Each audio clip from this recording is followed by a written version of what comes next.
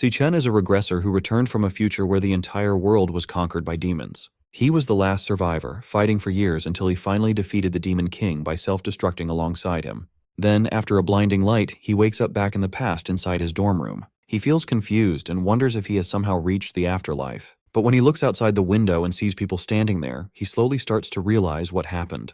After a moment, it finally hits him that his wish came true. He has gone back in time to his university days from 10 years ago. Just then, a strange hologram appears and tells Chen that the power of gluttony has been fully integrated. As he stares out the window, he realizes he has 3 years left before the first demon lord, Wrath, descends. He clearly remembers that this demon lord was responsible for everything that followed. Wrath was the one who opened the gates of hell, allowing the other demon lords to enter the human world one after another. Our hero decides that he must find where Demon Lord Wrath will appear and eliminate him before the gates can even open. Snapping out of his thoughts, Chen focuses on the floating interface beside him, which clearly displays his stats. He wonders if this is some kind of game menu or system, since he never had anything like this in his past life. Back then, he only relied on his awakened power, something only 1 in 10,000 people possessed. The National Awakener University was built to recruit these potential awakeners. Unfortunately, when Chen was here the first time, he completely failed to awaken and grew used to being bullied, which explains why he just woke up in the infirmary. Suddenly, the system opens another panel showing a lightning-type assassin card, which he instantly recognizes as the class he had in his previous life.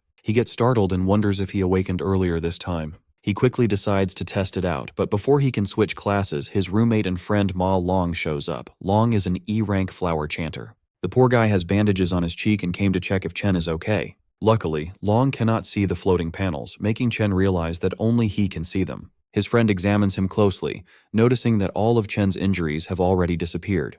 He wonders how a non-awakener is recovering faster than someone like him who already awakened. Chen remembers Long from his previous life. His roommate managed to awaken during university, yet he ended up as one of the weakest awakeners and was brutally murdered on the 3rd day after Wrath descended. Chen smiles quietly as he looks at his old friend again. Long then reminds him that their rank test is tomorrow and they need to get ready. Long feels bad for Chen, thinking he still hasn't awakened, but reminds him that this test is extremely important if he wants to graduate. As they walk through the lively streets, Chen casually mentions that it has been a long time since he saw so many people around, which scares the hell out of his roommate. Chen thinks to himself that if he does nothing in this life, they will all face the same miserable future again. Because of that, he decides to train as hard as possible and raise his level quickly. However, there is a problem. At this point in time, the only way for an awakener to gain experience and level up is by defeating monsters inside demon lairs. These lairs are completely controlled by major guilds, meaning weak people or outsiders like him have almost no chance to level up. He opens his status window and studies his stats, wondering where he stands compared to other awakeners and the monsters themselves. The government classifies awakeners into ranks, starting from E and going all the way up to S class. Chen knows that most students in the university are stuck at E rank, with only a few barely reaching D rank. He glances at his friend and quietly chuckles in his head, feeling confident that he at least ranks higher than him. Just then, a ball suddenly flies in and smacks straight into the poor nerd, knocking his glasses off and shattering them. It turns out they ran into the bully Gong Chung and his lackeys again, the same guys who beat them up just the day before. Chung smirks and asks him why he didn't bring crates of drinks when he already knew they were playing here. Long quickly apologizes and is about to buy the drinks with his own money, but Chen steps in and stops him, saying that the one who should be apologizing is actually Cheng. Seeing the bully again pulls Chen right back into his painful memories. Back then, they tried to drown him in a sink. Instead of feeling guilty, they claimed they were just forcing him to awaken. That day, they only stopped when Chen finally passed out. Long rushed to check on him, but the moment Chung heard Chen speak, he came right back to hurt him even more. Snapping out of his memories, Chen makes up his mind to teach these bullies a proper lesson. Hearing Chen speak up, Chung and his lackeys step forward, clearly ready to shut him up for good. Chen looks straight at Cheng, knowing the guy only picks on the weak because his older brother is the student council president. As the bully steps closer, a crowd of students gathers around. They already feel sorry for Chen, expecting him to get beaten up again. When Chung reaches him, he asks what Chen just said. Without backing down, Chen calmly repeats that they need to stop bothering him from now on. Furious, Chung loses his temper and throws a punch straight at him. But this time, Chen simply raises his fist and blocks the attack with ease, even pushing the bully back. Everyone watching is shocked. As far as they know, Chen has not even awakened, yet he just stopped a strong attack like it was nothing. Growing even more angry, Chung rushes in for another attack. Chen calmly prepares himself and switches his class to Electric Assassin. Long stands nearby, completely stunned. Meanwhile, Chung activates his indestructible demon armor and charges forward with a heavy strike. Before he can even get close, Chen dashes in and blasts him away with a lightning-charged punch. The crowd cannot believe their eyes. The so-called weakling just sent the school bully flying with a single punch. Even after taking such a hit, Chung refuses to back down. He shouts at his lackeys to step in and get revenge for him. However, his lackeys are already shaking in fear after seeing what Chen just did. Chung forces himself back to his feet and charges at Chen once again. But once more, he gets beaten down and slammed away without standing a chance. Watching their boss get crushed like this, the lackeys quickly realize they are outmatched and run away. Long, watching all of this unfold, is left speechless. His jaw drops as he struggles to accept that his roommate, who was easily beaten just yesterday, is suddenly this strong. Chen, on the other hand, realizes that just like in his past life, he can switch into his assassin state whenever he wants. Even at level 1, his stats are high enough to handle low-level awakeners. This means his current rank must be at least D class.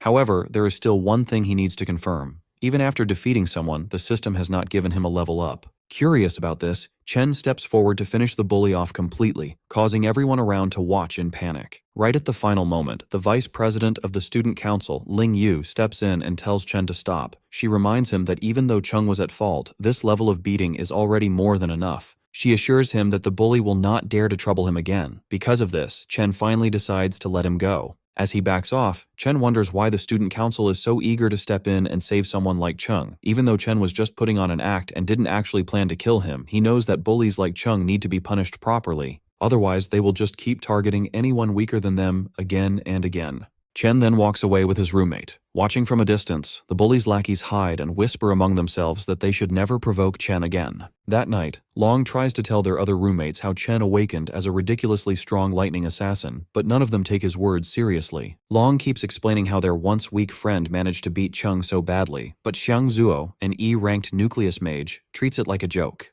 Zuo asks why Chen is still running around training like this if he has really become such a big deal. He argues that a real awakener would not need to rely on basic physical training anymore. Hearing this, the gamer roommate Xiang Yu comments that it sounds like Long must have taken a serious hit to the head. Zuo continues, saying that the 4 of them are placed in this dorm because they are the weakest students at the bottom, and nothing they do will change that. He even claims that he is the strongest among the 4 of them, while Long and Yu are just support chanters. He flexes a little, telling himself there is no way Chen could have actually become a lightning assassin. Feeling more confident than ever, he hopes that he might even rank up during the final test before their graduation tomorrow. At an E-ranked demon lair, the student council president Gong Ting finishes his training session and walks out with Ling Yu. He notices his younger brother still standing there and asks what he is doing. Chung complains that as long as the guy who beat him is still around, he cannot even sleep peacefully. He keeps pushing his brother, begging him to get revenge for him. Ting calmly assures him that he will handle the mess he created. Sitting at the dining table, the vice president asks Ting how he plans to deal with this situation. Ting just asks her if the boy is really as strong as his brother claims.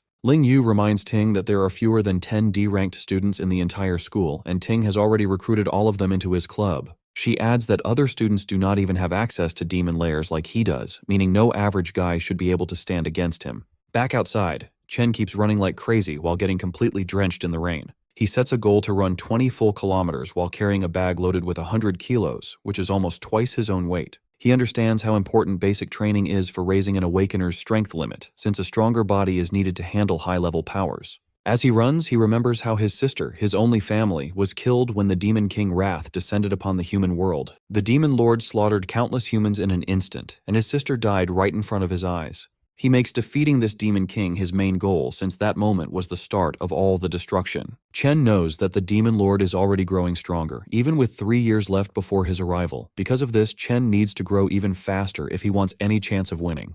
Right at that moment, his sister Siyun calls him. Hearing her voice again after so long leaves him completely silent for a moment. She explains that she could not call earlier because she was busy with a competition. She adds that their rent problem might be fixed if she manages to win a prize. While she keeps talking, Chen quietly listens and smiles. He feels a strong promise in his heart to protect her and give her the life she deserves this time around. After the call ends, he returns to his training and completes 3 more laps around the university. Once he is done, he heads straight for a shower, feeling that he is slowly getting used to this younger body and its strong potential for growth. He sits down and starts thinking about the demon lairs, which only rich people can access. He knows that he will need to defeat monsters somehow in order to grow stronger. While thinking about this problem, he eventually falls asleep and finds himself pulled into the gluttony system. He lands in a strange place and starts wondering if this is just some kind of weird dream.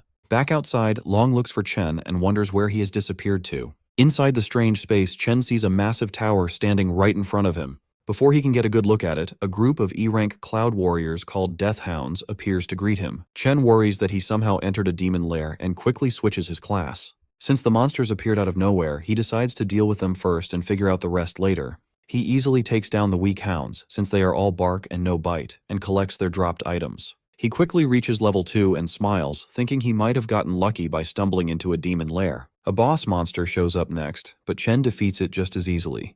He cuts right through it, allowing him to level up again. The experience points he gets from the boss are much higher than what the normal monsters gave him earlier. The boss monster's body then gets marked as devourable, making Chen wonder what that means. He remembers the gluttony skill he saw earlier on his system panel and reaches out his hand to test it. The devouring finishes instantly, and the monster gets absorbed into a card. Chen is shocked to realize he can turn defeated monsters into new classes he can use. He quickly realizes this is the exact same ability the Demon Lord Lan Yu had. The thought of having a power just like a Demon Lord leaves him shaken. In this world, most people are born with only one class, while a rare few might have two. However, Chen can now hold as many classes as he wants. He wonders how he got this crazy power and what the dark tower in front of him really is. While he thinks about all this, he feels a strong presence, and a new demon appears holding 2 S-rank blades. The demon is clearly an S-rank, meaning Chen has no real chance of winning. Knowing he is badly outmatched, Chen still summons a lightning sword to fight back and gamble for his life. Strangely, the demon standing in front of him somehow knows his name. The demon trades blows with Chen, but it is clear that the monster is only toying with him. It avoids hitting his vital points on purpose and just keeps knocking him down over and over. After pushing Chen to his limit, the demon finally speaks. It tells Chen he can survive if he stays and guards the tower with it. Chen refuses the offer, so the demon brutally slashes his arm. The demon threatens to finish him off. It explains that it only went easy on him because Chen is the only person who could reach this place. It asks him to think about it one more time, but Chen does not lose hope. He refuses again, ignoring the danger he is in. He shouts and charges forward, determined to fight back, and attacks the demon again. During the whole fight, Chen has been studying the demon's movements. He noticed a 0.4-second delay before every swing.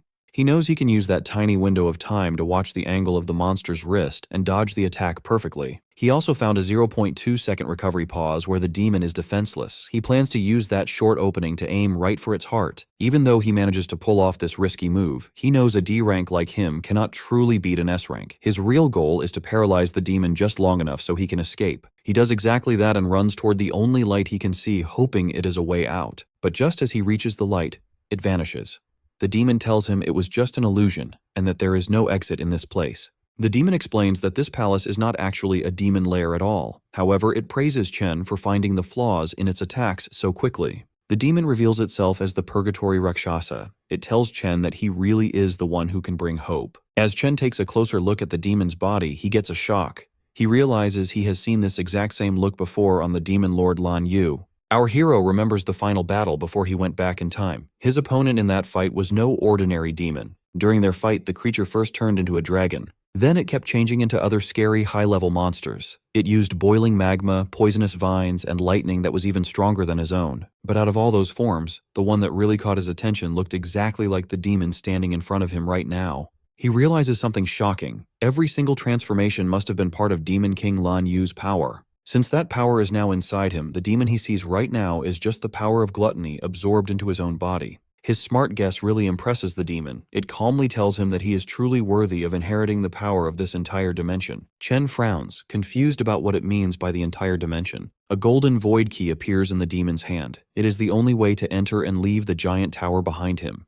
The demon explains that Demon King Lan Yu ate countless powerful monsters. Its sacred duty was to guard the tower that traps the strongest ones among them.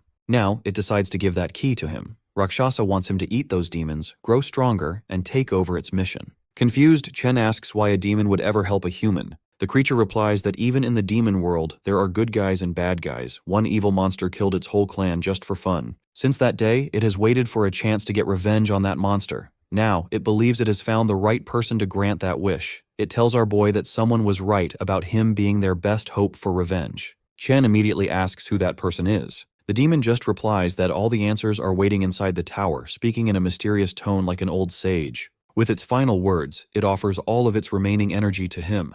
In return, the demon tells him that he must become the strongest human on the planet. It will not be easy to eat every single wild beast hiding inside the tower. Each of those smart creatures will be a huge challenge to beat.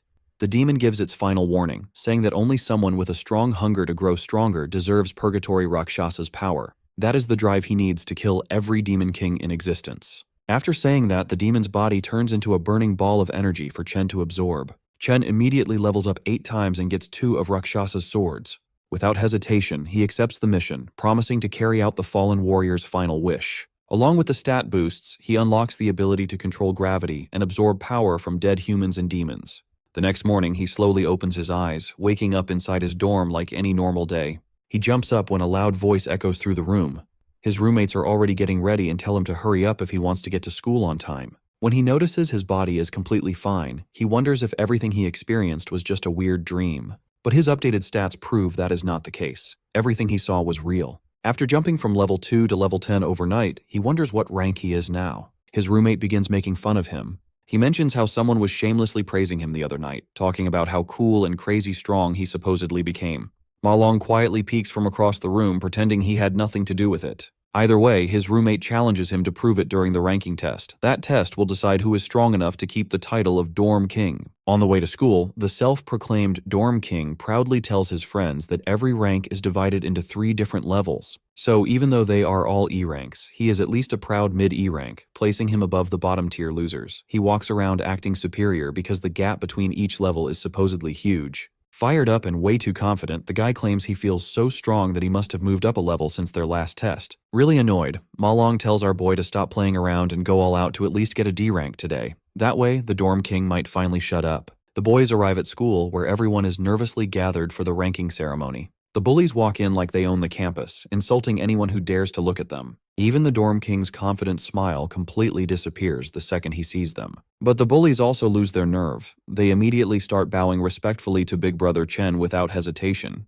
His roommates slowly begin to realize that maybe everything Ma Long said was not complete nonsense after all. Our boy ignores the bullies and just minds his own business. Another student decides to step in front of him. It is Jian, a student council officer who acts like the school police, and he gives Chen a very polite warning. The student council president personally sent him to punish the guy who dared to hit his precious little brother. All of Chen's friends immediately scatter and hide. They are terrified of Jian, the enforcer who handles all the dirty work for the president. His roommates cannot figure out why this D-rank monster is targeting Chen like this. He steps right into Chen's personal space. The president's loyal follower brags that his great sense of smell lets him judge exactly how strong someone is, and right now, all he smells from him is a weak, pathetic loser. Amused by the insult, our boy fires back without hesitation. Shane completely loses his temper the moment he gets called a dog. Before a fight can actually break out, the overgrown pup's master orders him to stand down so they don't cause a public scene. After doing some digging, he found out that his little brother was the one who started the fight. Getting beaten up was simply the result of picking a fight with someone way out of his league.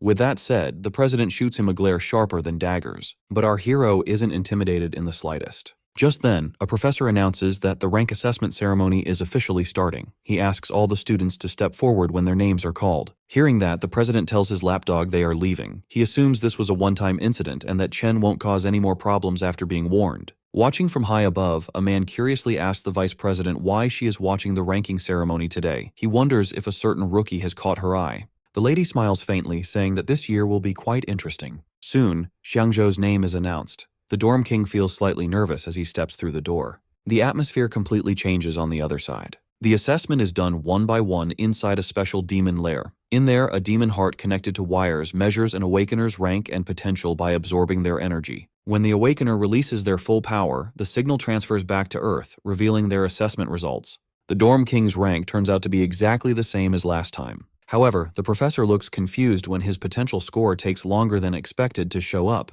Ma Long stares intently at the shifting numbers. After building up all that suspense, Xiangzhou's maximum potential is revealed to be only a C. He walks out looking sad, realizing that all the progress he thought he made was just in his head. His roommates try to comfort him, telling him they are all in the same boat anyway. They are all stuck at E rank, with the potential to reach C rank at best. A few moments later, the president's lapdog walks out proudly. He is still a lower D rank, but he has the potential to reach A rank. Chen's roommates begin to lose hope, since they have already seen nearly 10 students reach D rank. Even the professors are shocked that so many students have reached D rank. It is rare for students without real combat experience to break past E rank. Filled with excitement, they call up the next student. It's the president, who carries everyone's expectations on his shoulders. All eyes turn to Gongting, the student who is already a guild master, as he walks onto the stage. Our boy stays calm and patiently waits for his results. Everyone in the academy knows that Gongting was only a lower D rank 2 years ago. Since the school's historical record for the highest grade is middle D rank, people wonder if the president will finally raise the bar. Inside the demon lair, the demon heart's eyes slowly open to his presence. The president isn't able to unleash everything he has. Still, he has a burning desire to go out with a bang at graduation, carving his name into the history books as #1. When the professors see his potential grade glowing gold, they blink in disbelief. Their suspicions are confirmed as Gongting's high D rank completely blows them away. Not only that, but excitement erupts through the crowd at the sight of the first potential S rank in history. The president's lackeys praise their boss non-stop. Even Chen's roommates burn with jealousy as they watch a legend being born right before their eyes. The professors quietly agree among themselves that this news must be sent to the administration immediately. They need to treat their precious S-rank candidate with the utmost care, making sure he never leaves the country. On top of that, he is the youngest student in the academy to be involved with a guild. Their school's name is now guaranteed to dominate the headlines. Observing from above, Principal Yuan Long realizes that Vice President Ling Yu already knew about his potential. That is exactly why she came in person to watch the ceremony. However, she makes things even more interesting by revealing that he wasn't the only one she came to observe today. Besides the flashy president, there is another student she finds much more interesting. Right on cue, that exact student is the next one called onto the stage. Jean comes up with a bright idea and decides to taunt the mysterious urban legend, urging him not to end up as E-rank trash like his roommates. He says they will become a laughingstock if that happens, adding that it's a disgrace for them to even show up at such a prestigious event. Long backs up his friend and boldly claims that he will knock everyone's socks off. The crowd watches in pure anticipation. Chen finally enters the demon lair, and the demon heart instantly senses intense pressure as he approaches. Our hero recalls that the best way for an awakener to secure a good future is to join a high-ranking guild. He knows the only way to reach that goal is by performing well during the graduation combat assessment. There, candidates must choose their own members to form a 10-person squad. The squad that takes first place gets directly recruited into the nation's top-tier Imperial Guild, making the purpose of this test very clear to everyone. Jian begins recruiting and introduces another low-tier D rank to his boss. He proudly claims that their party is now complete. He explains that they already have all the D ranks along with the president's brother on their team, so there is no way they can lose first place. Jean knows that strong students will naturally group together to form the best party, leaving the weakest to do the same. This creates a brutal environment of survival of the fittest, where the weak are easily cast aside and eliminated. After some time passes, Long starts to feel anxious because the screen isn't changing. The crowd quickly assumes that Chen must be so weak that the system can't even register his presence.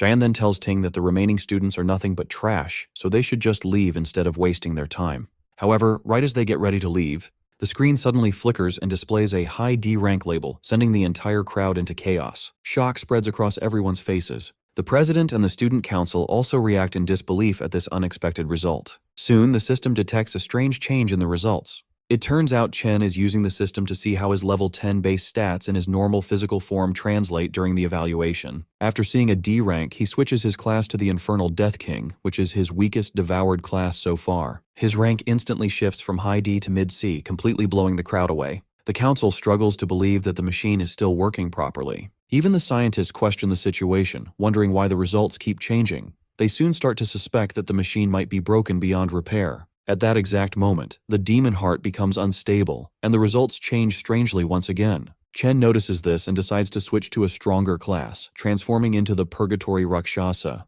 The demon heart grows anxious as a violent storm brews outside the demon lair. Jian shouts in confusion, treating the storm like a celestial sign that history is rewriting itself as if their dorm has produced a divine monster. In the very next moment, his potential flickers to S rank, leaving both the scientists and President Ting completely stunned. However, the system suddenly displays a warning. The user's potential exceeds its maximum load and cannot be detected under the current limits. Jian's brain almost shuts down like a blue screen of death, and his soul nearly leaves his body from pure shock. As the system begins to break apart under the overwhelming pressure, the scientists rush forward in a panic, wanting to ensure the student doesn't get hurt. But when they finally arrive, they freeze in disbelief. They find a shriveled raisin sitting where the demon heart once was, since it completely burned out from extreme overuse. It turns out Chen might have scared it a little too much. Still, he ends up devouring it and gains the ability to see anyone's rank, along with receiving warnings about nearby dangers. He walks out of the demon lair and is pleasantly surprised when everyone's rank appears right in front of him.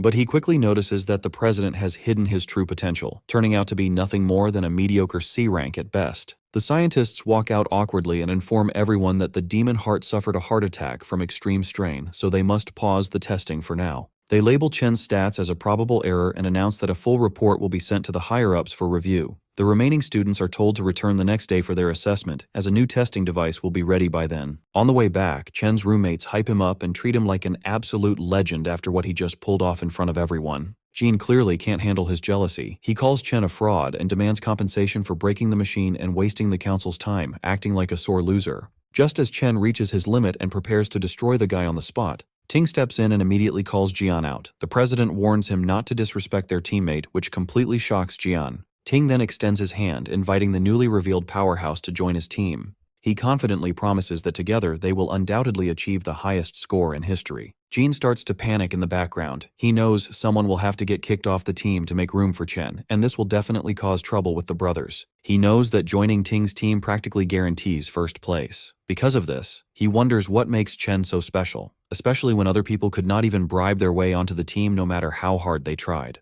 Jean swallows his pride and slowly welcomes Chen to the team, placing a hesitant hand on his shoulder. Chen immediately slaps his hand away and says he has zero interest in joining them. This response makes Jian sweat in fear, while Ting just watches the whole thing in silence. Jean snaps at Chen and says he has no clue what he is turning down, reminding him that their team is easily the best in the whole school. Chen turns his back and walks away. He says it has nothing to do with them and calls their group too noisy to deal with. He tells them not to bother him again. Jian boils with anger after being rejected so rudely. The whole school quickly begins to gossip about Chen's refusal. Most students think he plans to take first place all for himself after revealing his C rank. Now, the whole school gets to enjoy the drama unfolding right in front of them. Chen's roommates fully enjoy seeing the humiliated looks on Jian and Ting's faces after such a public and brutal rejection. The president stays calm and tells Jian not to worry if Chen has his own plans. Seeing this, the watching principal sighs in disappointment. He had really hoped the boys would team up. He wanted them to work together to break a new school record.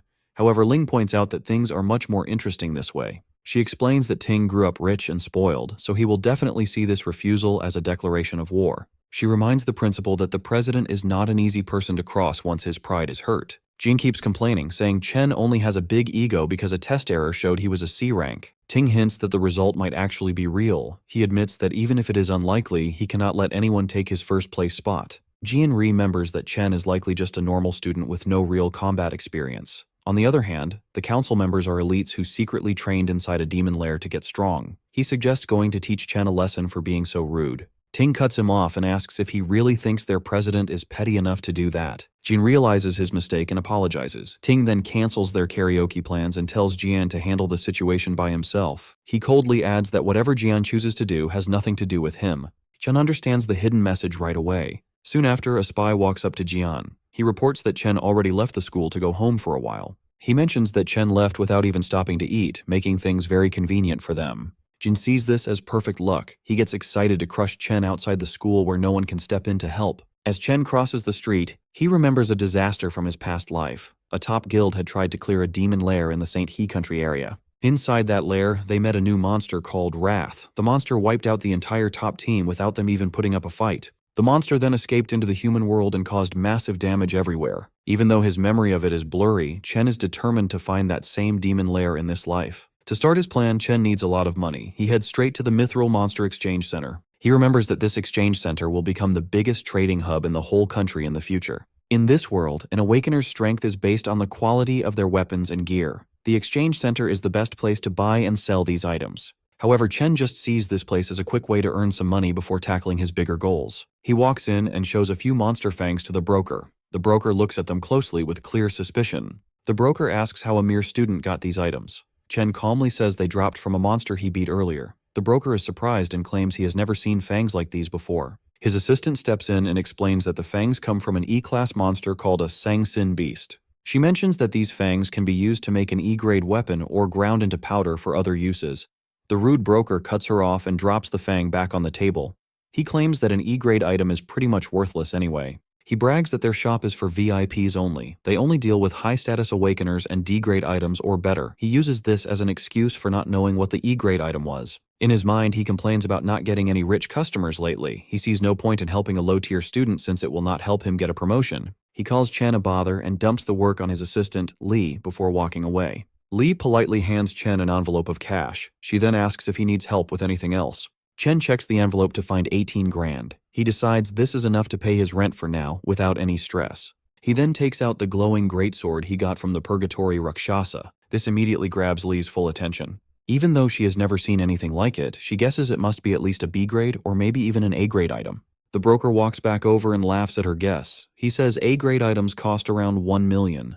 Having worked there for years, he claims he has never even seen an A grade item in person. Just then, the shop owner walks in. He calmly says that the weapon is neither A grade nor B grade. The broker praises his boss's smart judgment. He smugly agrees that a mere student could never own something so valuable. However, the owner explains that the weapon comes from the Purgatory lands. He reveals that it is actually an S-grade item. Both the broker and the assistant freeze in total shock after hearing this. The owner immediately shakes Chen's hand and warmly welcomes him as an honored VIP guest. He invites Chen into the VIP room and tells him to ask for whatever he needs. Chen feels very satisfied. The owner, Qingji, finally showed up just as he planned. Once they settle into the VIP room, the guild boss asks Chen how much he wants to sell the weapon for. Chen immediately answers with 1 million, which surprises the green-haired boss. The boss tells him it could easily sell for tens of millions, since it is extremely valuable. However, Chen explains that he just wants to use the greatsword as collateral for a $1 million loan for a month. This leaves the man even more surprised. He realizes Chen is very smart and wonders who exactly he is.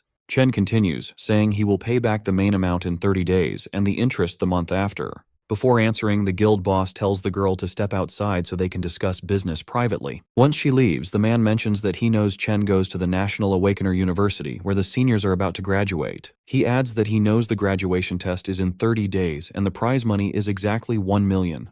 The boss then asks Chen directly if he is completely sure he will get first place in that test. The guild boss figures out that Chen desperately needs money and wouldn't be doing this unless it was his last option. In the end, he offers to lend Chen 1.5 million right away with absolutely no interest. Reaching his hand out, he smiles and says this will be the start of a beautiful friendship. Chen is left speechless by the generous offer. The man reassures him that he won't let a single word leak out from this room. He simply asks that in return, Chen comes to his guild whenever he wants to trade anything else. Chen thinks to himself that this man figured everything out so easily, yet didn't try to scam him. He now understands why the guild boss becomes such a big shot in the future. Chen shakes his hand, realizing that he needs strong allies if he ever wants to defeat the Demon Lord.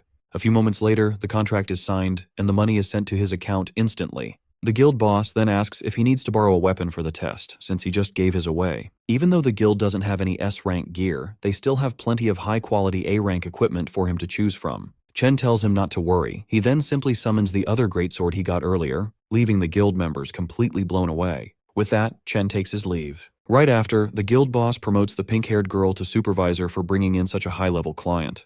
Before fully leaving, Chen realizes he forgot to buy something and turns back toward the counter. A few hours later, Chen is waiting at a bus stop. He remembers how, in his past life, he struggled a lot to reach the top, and people treated him like trash. He worked endless shifts just to make ends meet, and he and his sister had to live like they were almost homeless to survive each month. His sister, Yuan, managed to get into her dream university back then, but she gave it up, claiming the campus was too far from her brother. But in reality, she was just afraid of putting a heavier financial burden on him. Back in the present, he wonders why she hasn't shown up yet and starts looking around. Just then, a voice calls out, calling him stupid for searching near the entrance instead of the exit. It's Yuan. Pulling along her huge suitcase, she tells him they are broke again because the rent drained all their money. However, Chen just stands there in complete shock, since it has been 7 years since he last saw her. She tells him to help her with her bags. Getting no response, she waves her hand in front of his face, trying to snap him out of it. At that moment, Chen suddenly rushes forward and hugs her tightly, catching her by surprise. After a few awkward moments, she pokes his sides to break free from his grip, scolding him for nearly suffocating her. She tells him he has been acting pretty weird lately and wonders if his crush finally rejected him, but he just brushes it off. The two start walking together while she continues to talk about her exams. Even so, Chen is more than happy to listen to everything, promising himself that he will never let anything bad happen to her in this life. Elsewhere in a dark alleyway, a few thugs are waiting around. After confirming that Chen will pass through the area, their leader Jian tells his men to stay low until their target shows up so they can ambush him together. With a crazy smile on his face, he tells himself that he will definitely punish Chen for what he did. One of the thugs asks if they will get in trouble if the situation escalates. The Cloud Assassin replies that he initially just wanted to teach the guy a lesson, but his recent encounter really made him mad. Recalling how Chen humiliated him, he tells his goons to leave some of the fun for him, swearing to teach our hero a lesson he won't forget. Jean brags about being the best Cloud Assassin around, drooling as he imagines the look of despair on his target's face. As Chen and his sister walk together, Yun points out that he has been acting strange lately and wonders if the exams are stressing him out. She quickly plays it off, teasing that a weakling like him shouldn't overthink things. She reminds him of his own advice, to keep going no matter what and leave the rest to fate. Trying to lift his spirits, she starts singing a motivational song as they enter an alley. Chen is pleasantly surprised that she noticed his change in mood so easily, though he realizes she still doesn't know about his awakened powers and newfound wealth. When he confidently replies that he is fine, she wonders if it's just his male pride talking. Yun shakes her head, thinking to herself that her brother is finally becoming a man. Trailing behind them, one of the thugs tells Jian that their target is with a girl. This makes Jian extremely excited, knowing the alley has no cameras and they won't get caught. However, Chen instantly senses their evil intentions and realizes it's the same scumbags from the student council. Taking out some wireless earbuds, he places them in his sister's ears. He tells her to listen to a song he recently started enjoying. This catches her off guard since he rarely listens to music, but she goes along with it to understand him better. Chen then turns around, staring daggers at the scumbags as they slowly advance. With the music playing in Yun's ears, the thugs rush forward and the fight begins. Chen immediately switches to his lightning class. He thinks about how it has been 7 years since he lost his sister, and he just got her back. Filled with anger, he wonders where these guys got the nerve to attack them, dashing forward like a bolt of lightning. He kicks the first thug so hard that he goes flying, causing the others to break a sweat. Chen charges his fist and punches 3 of them in a row, finishing off the 4th with a brutal knee strike. One brave goon tries to attack, but Chen simply grabs his hand. Without any effort, he breaks it like a piece of dry spaghetti.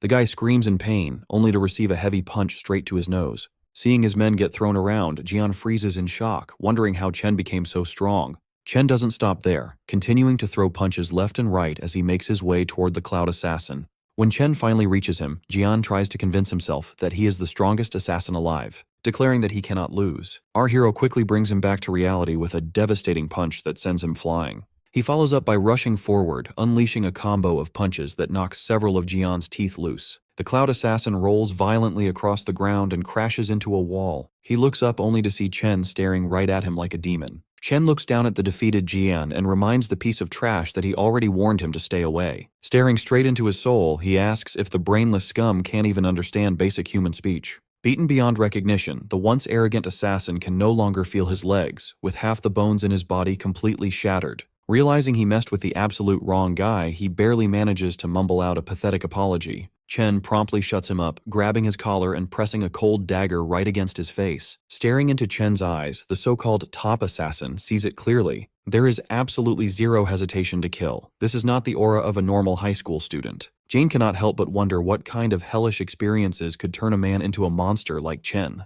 Dripping with cold malice, Chen tells the broken boy to remember his words carefully if he wants to avoid a repeat of this nightmare. He won't hesitate to tear them apart if they ever try anything stupid again. Delivering his final warning, he adds one last chilling condition for emphasis. If they so much as step within a mile of his sister, he will gladly hunt down and erase everyone close to them, one by one. With his message delivered, he drops the dagger and casually walks back to Yuni's side before the background song even finishes playing. Meanwhile, his sister is completely overwhelmed with emotion, moved to tears by the painfully sad and lonely lyrics of the track. She cries, heartbroken and confused over what her brother must have endured to change so drastically over the years. She even wonders if her support back then was simply not enough. Wiping her tears, she spins around, determined to give him a proper scolding. But she freezes mid-sentence the instant she spots the gift in his hand. The shiny, gold-plated pen she has always dreamed of owning is sitting right in front of her eyes. Yun flushes bright red with overwhelming excitement. She can hardly believe her brother actually bought her the newest holographic magic pen, an item that costs more than their entire monthly rent.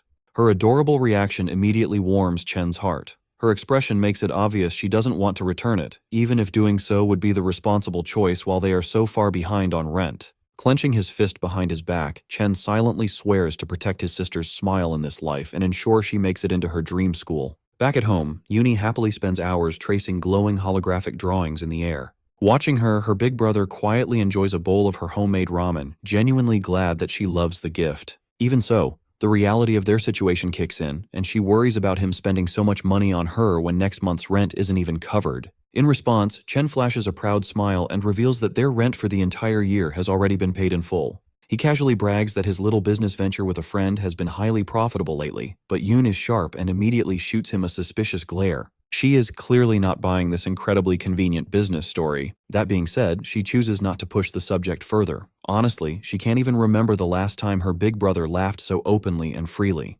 Gently patting him on the shoulder, she makes one simple request. Whatever secret hustle he's working on, he just needs to make sure he doesn't burn himself out. Meanwhile, at a quiet aquarium, Student Council President Ting shares some shocking news with his cousin. The city's best doctors have declared that their top assassin is critically injured beyond recovery. Over half the bones in his body are shattered beyond repair. The fact that he fought Chen was already unexpected, but the horrifying state of his body post-battle is absolutely staggering. His cousin reacts with chilling indifference. Her only disappointment is that the number of elite graduate students joining his team has now dropped. But the president is just as ruthless, brushing it off by stating he'll actually perform better without some burdensome NPC weighing him down. Just then, their uncle, who also serves as the academy's director of employment, speaks up. Director Gong Xuan calmly delivers his official report regarding our hero's recent moves. His detailed investigation into the chaos at the ranking ceremony has finally concluded, and the results are undeniable. Chen genuinely ranks higher than the student council president himself. This massive revelation catches the former top student completely off guard. The director then offers a stern word of advice, revealing that Ting's father personally requested a vice chairman of the alliance to evaluate his upcoming combat exam performance.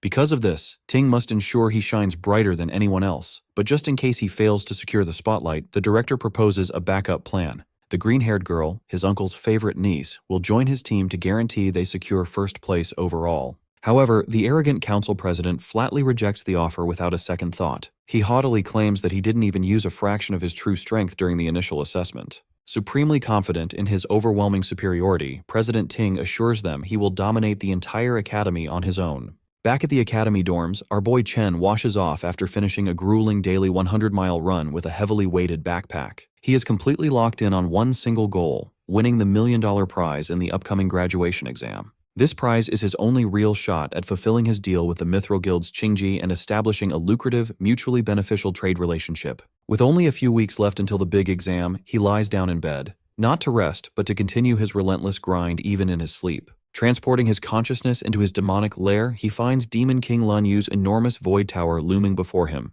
Without a hint of hesitation, he marches up the long, imposing staircase leading to its entrance. Previously, his first assessment using the Gravehound King class reached a respectable mid-C rank. On the other hand, the sheer, overwhelming strength of his Abyssal Fiend class completely overloaded the Academy's rating system. Even the Demon Heart itself was utterly incapable of properly classifying its true potential. Because of this, the only way to accurately evaluate his remaining classes becomes painfully obvious. He must unlock the Void Tower and test their raw destructive power directly on the battlefield. Stepping inside, Chen is curious about what kind of brutal, nightmarish challenge the tower will throw his way. But the moment he sees what waits for him inside, his eyes widen in pure shock. He gets transported to a strange dimension, standing on top of a massive white planet floating in space. The moment he takes his first step, he drops to one knee, barely able to keep his body upright. In the Fallen Star Wastes, the gravity is 10 times stronger than on Earth, and Chen feels the crushing pressure deep in his bones.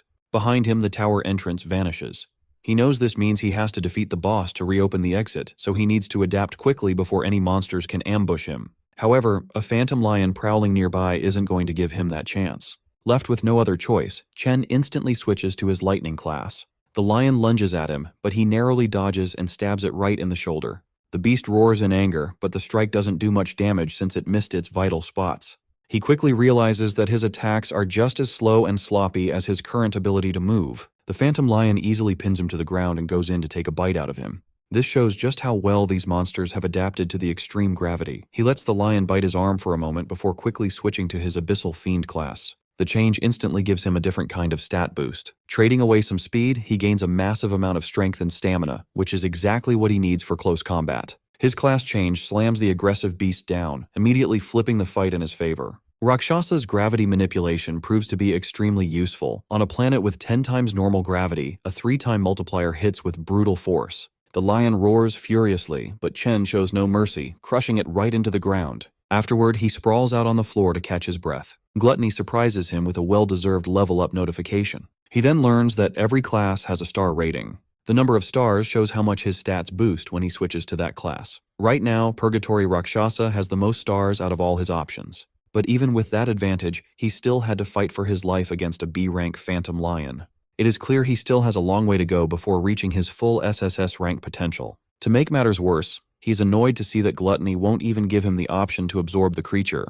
This monster clearly wasn't the floor boss either, since the exit didn't appear after he killed it. Suddenly, a massive door opens behind him. Dozens of glowing eyes peer out from the dark. Reality hits him hard. All the effort it took to beat just one Phantom Lion is nothing compared to what is coming next. Countless B-rank monsters pour out of the door, clawing and attacking him from every direction. Only now does he finally understand what Rakshasa warned him about. The demon told him that the tower was filled with ruthless beasts and that his path would be full of endless pain and suffering. But he was also told to endure it all so he could adapt and grow stronger. Chen suddenly jolts awake from his sleep, feeling like he just survived the worst nightmare of his life. Everyone else in the room is still fast asleep, completely unaware that he just felt the agony of being torn apart by monsters. He finally realizes that the Purgatory's Void Tower isn't a shortcut to instantly leveling up. He is only at the very start of a long and painful journey. A few weeks pass, and it's finally time for the Academy's graduation exam. Many VIPs are there to watch the promising new batch of students. New rules are announced for forming teams, requiring at least one high E-rank student in every party.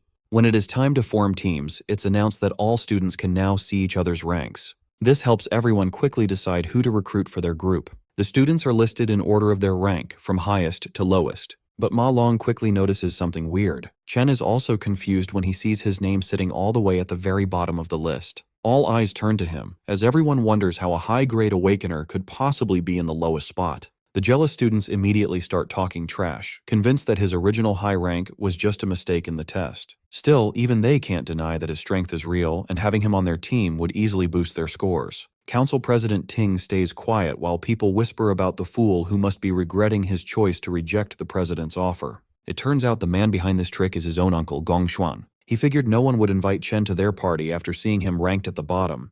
His plan was simple. If Chen can't even qualify, he won't get a chance to beat the president's team. A few hours earlier, the entire classroom practically begs President Ting to let them join his team.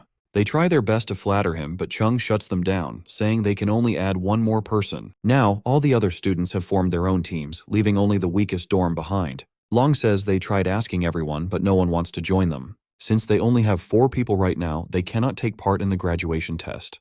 He complains that it is very suspicious that Chen's score was dropped to the lowest rank, making him unfit to even take part. Since the rules require at least one high-level E rank, it feels like their group was targeted on purpose. The graduation test is the only way students can show their talent and get scouted by top guilds. In the final test, the number of participants decides how many monsters the group will face, so having more people is not an advantage. That is why no one wants anything to do with the weak students, as they would only be an extra burden. To make things worse, the 3 lowest-ranked students are all from the same dorm, leaving them completely isolated. A student calls out to Zuo and tells him they are only missing one person. The guy tries to manipulate him, saying he surely does not want to fail the graduation test by teaming up with his weak dorm mates. Chen realizes that if this keeps going, there is a high chance they will all be left out and will not even get to compete. However, the dorm king rejects the offer and says he will never abandon his roommates. The other group leaves in anger, but he still warns them not to underestimate others. Checking the student list, Long announces that almost everyone has already formed their teams. They only need one more person, but no one is willing to join them. Chen stares at the director and realizes the man shares the same last name as the student council president. He notices these dirty tricks. Chen wonders if Gong Xuan really thinks he is that big of a threat. Not losing hope, he declares that he will definitely take part in the tournament and activates his lightning power. Since the others are showing their hate so openly, he tells himself he does not need to hold back either. Releasing his energy, he steps forward while the officials in charge are surprised by his sudden display of power. Even his dorm mates start to wonder what is going on. Chen recalls that all Awakener schools have a special rule. To create a competitive space, students can challenge anyone at any time. Even though it might look like showing off, this is a way to display strength and get recognized. In situations like this, many people would refuse to fight in the first place. However, he knows the student council president will not back down. As long as he defeats the blonde guy, everyone will want to team up with him. A girl appears at the door and calls out to Chen, asking if he still needs someone on his team. She adds that she also wants to take part in this year's graduation test. The vice president points out that she reached D rank back in middle school, so she will not disappoint him. His dorm mates go crazy, wondering how he managed to get such a beautiful girl on his side. Chung and Ting both look confused about what is happening, while the director nearly chokes on his water. The students start gossiping and wonder why an exchange student wants to join the worst-ranked team in the test. No one really knows who she is, but there is a rumor that she comes from the Saint Kingdom. The director gets very angry and tells her that exchange students cannot take part in the school's graduation test. He goes on to say that Ling never took any rank tests here, nor did she prove her rank, which goes against all the rules. The principal suddenly appears and says that the director is right. Gongshuan is shocked when he sees the old man. The principal then asks why Ling wants to join the test, since she will only stay at the school for a short time. Chen is caught off guard and wonders how the principal suddenly teleported, since he is a warrior class. The old man explains that it would not be fair to others if she joins the test, and she simply plays along. Chen starts sweating when he realizes that he cannot even tell what rank these two are. The director finally gathers the courage to speak up and supports the principal, saying a school cannot function without rules. The principal then changes his tone and explains that the goal of the school is to provide a learning space for awakeners so they can achieve great things in life. Even though the graduation test is a tradition, it is also one of the most important moments in a student's life. He asks how the school will make up for the loss if a student cannot take part due to sudden rule changes. The director starts sweating heavily and wonders if he has finally been exposed. He begins to question if the principal is doing all of this just for Chen. Realizing it is not worth the trouble, the director decides to back down. He tells himself that since the strongest students have already formed a team, they should easily win the test anyway. The director bows to the principal and apologizes, admitting they overlooked how this system could stop some students from getting a chance to grow. He then announces that to ensure fairness, even lower-ranked teams and groups with less than 5 members can now participate. The 4 dorm mates finally form their team and celebrate that they can take part in the graduation test. Sitting in the back, the principal tells Ling that she seems a little too interested in Chen. On one side of the test, the student council president leads the team of the strongest players. On the other side, Chen leads the 3 weakest players. This makes the old man very curious about which cave they will choose and how many points they will score in the end. The official then announces that all captains can now choose which devil cave to enter. His tablet dings, catching him off guard because one captain has already made a choice. Everyone is shocked when they see which cave Chen selected. His dorm mates also panic and tell him to quickly change his mind, asking if he understands what he just did. However, Chen remains silent as he continues to stare at the screen. During the graduation test, teams of students enter a devil's cave and earn points by defeating monsters. Defeating monster lords and clearing the dungeon quickly gives separate points. The dungeon's difficulty level then determines how much the total score is multiplied. An F-rank dungeon gives up to 75 points, while an E-rank dungeon offers a maximum of 100 points. The team with the highest score gets scouted by the Imperial Guild, and the top player receives a reward of 1 million yuan. Inside the selection room, the students discuss that the highest score in history was 90 points, achieved by the current leader of the Imperial Guild. Even clearing an E-rank dungeon requires a team to have at least 3 solid D-rank fighters. This year, Ting's team might actually surpass that record.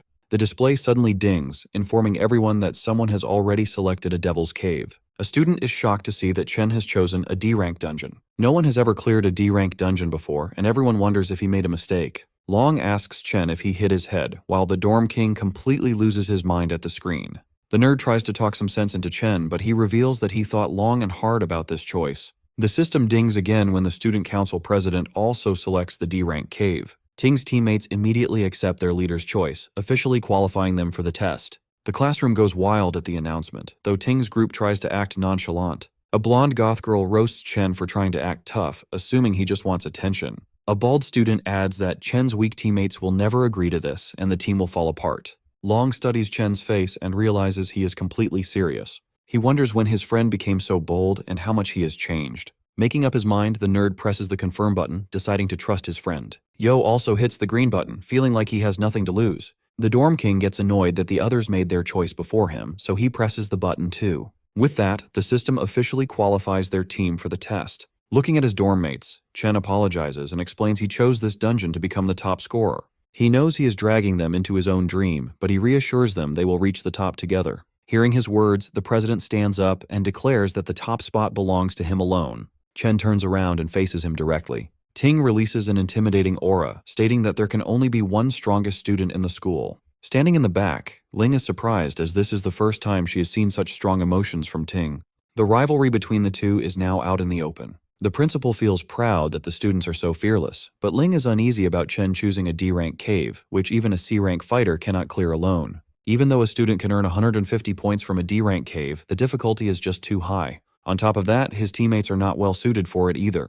The principal adds that with only a month left, it will be impossible for them to improve enough in time. Even so, he still hopes for the best. 2 weeks later at the training grounds, everyone lies exhausted on the floor. Long asks why they are doing physical training while the other students are using simulation training. Chen made them go through all kinds of exhausting exercises, leaving them extremely frustrated. Chen explains that simulation training is actually no help at all. When someone enters a devil's cave for the first time, their mind goes blank and their instincts are the only thing that saves them. The physical training is meant to improve their strength so they can move faster and react better. The best training would be to enter a real dungeon and gain experience, but ordinary students can only dream of that. Only the elites get those opportunities. Furthermore, the elites do everything they can to make sure normal people never catch up, allowing them to stay on top. They have access to resources that regular people spend their entire lives trying to get. The Dorm King asks what ordinary people are supposed to do in that situation. Chen reveals his plan, saying that if they manage to join the Imperial Guild, they can change the entire system. The graduation test is their only real chance to surpass the elites. Driven by this dream, Chen swears to do everything he can to keep his promise and guarantees that they will win. With just half a month left before the graduation exam, our boy trains inside the Void Tower every single night. Defeating the Phantom Lions is no easy task, but he refuses to quit no matter how hard they beat him up. 5 days before the exam, his roommates are training with everything they have. Our boy, however, is on a completely different level. His intense routine makes even the toughest training look like a basic warm-up. With just 2 days left, his rival is clearly not slacking off either. But Chen is improving even faster. Now he can confidently fight a whole pack of lions under heavy gravity. With blood running down his face, he has never looked more ready to win. On the day of the exam, a small drone floats near the students to guide them. The boys walk in wearing matching outfits, looking really sharp. Once all the students put on their wristbands, the exam officially begins. Outside the exam area, the academy principal warmly greets Gong Lin. This sharp-looking man is President Ting's father, the co-founder of the Imperial Guild. The students cannot stop staring at the Imperial Guild co-founder, looking at him like he is a rare animal at the zoo.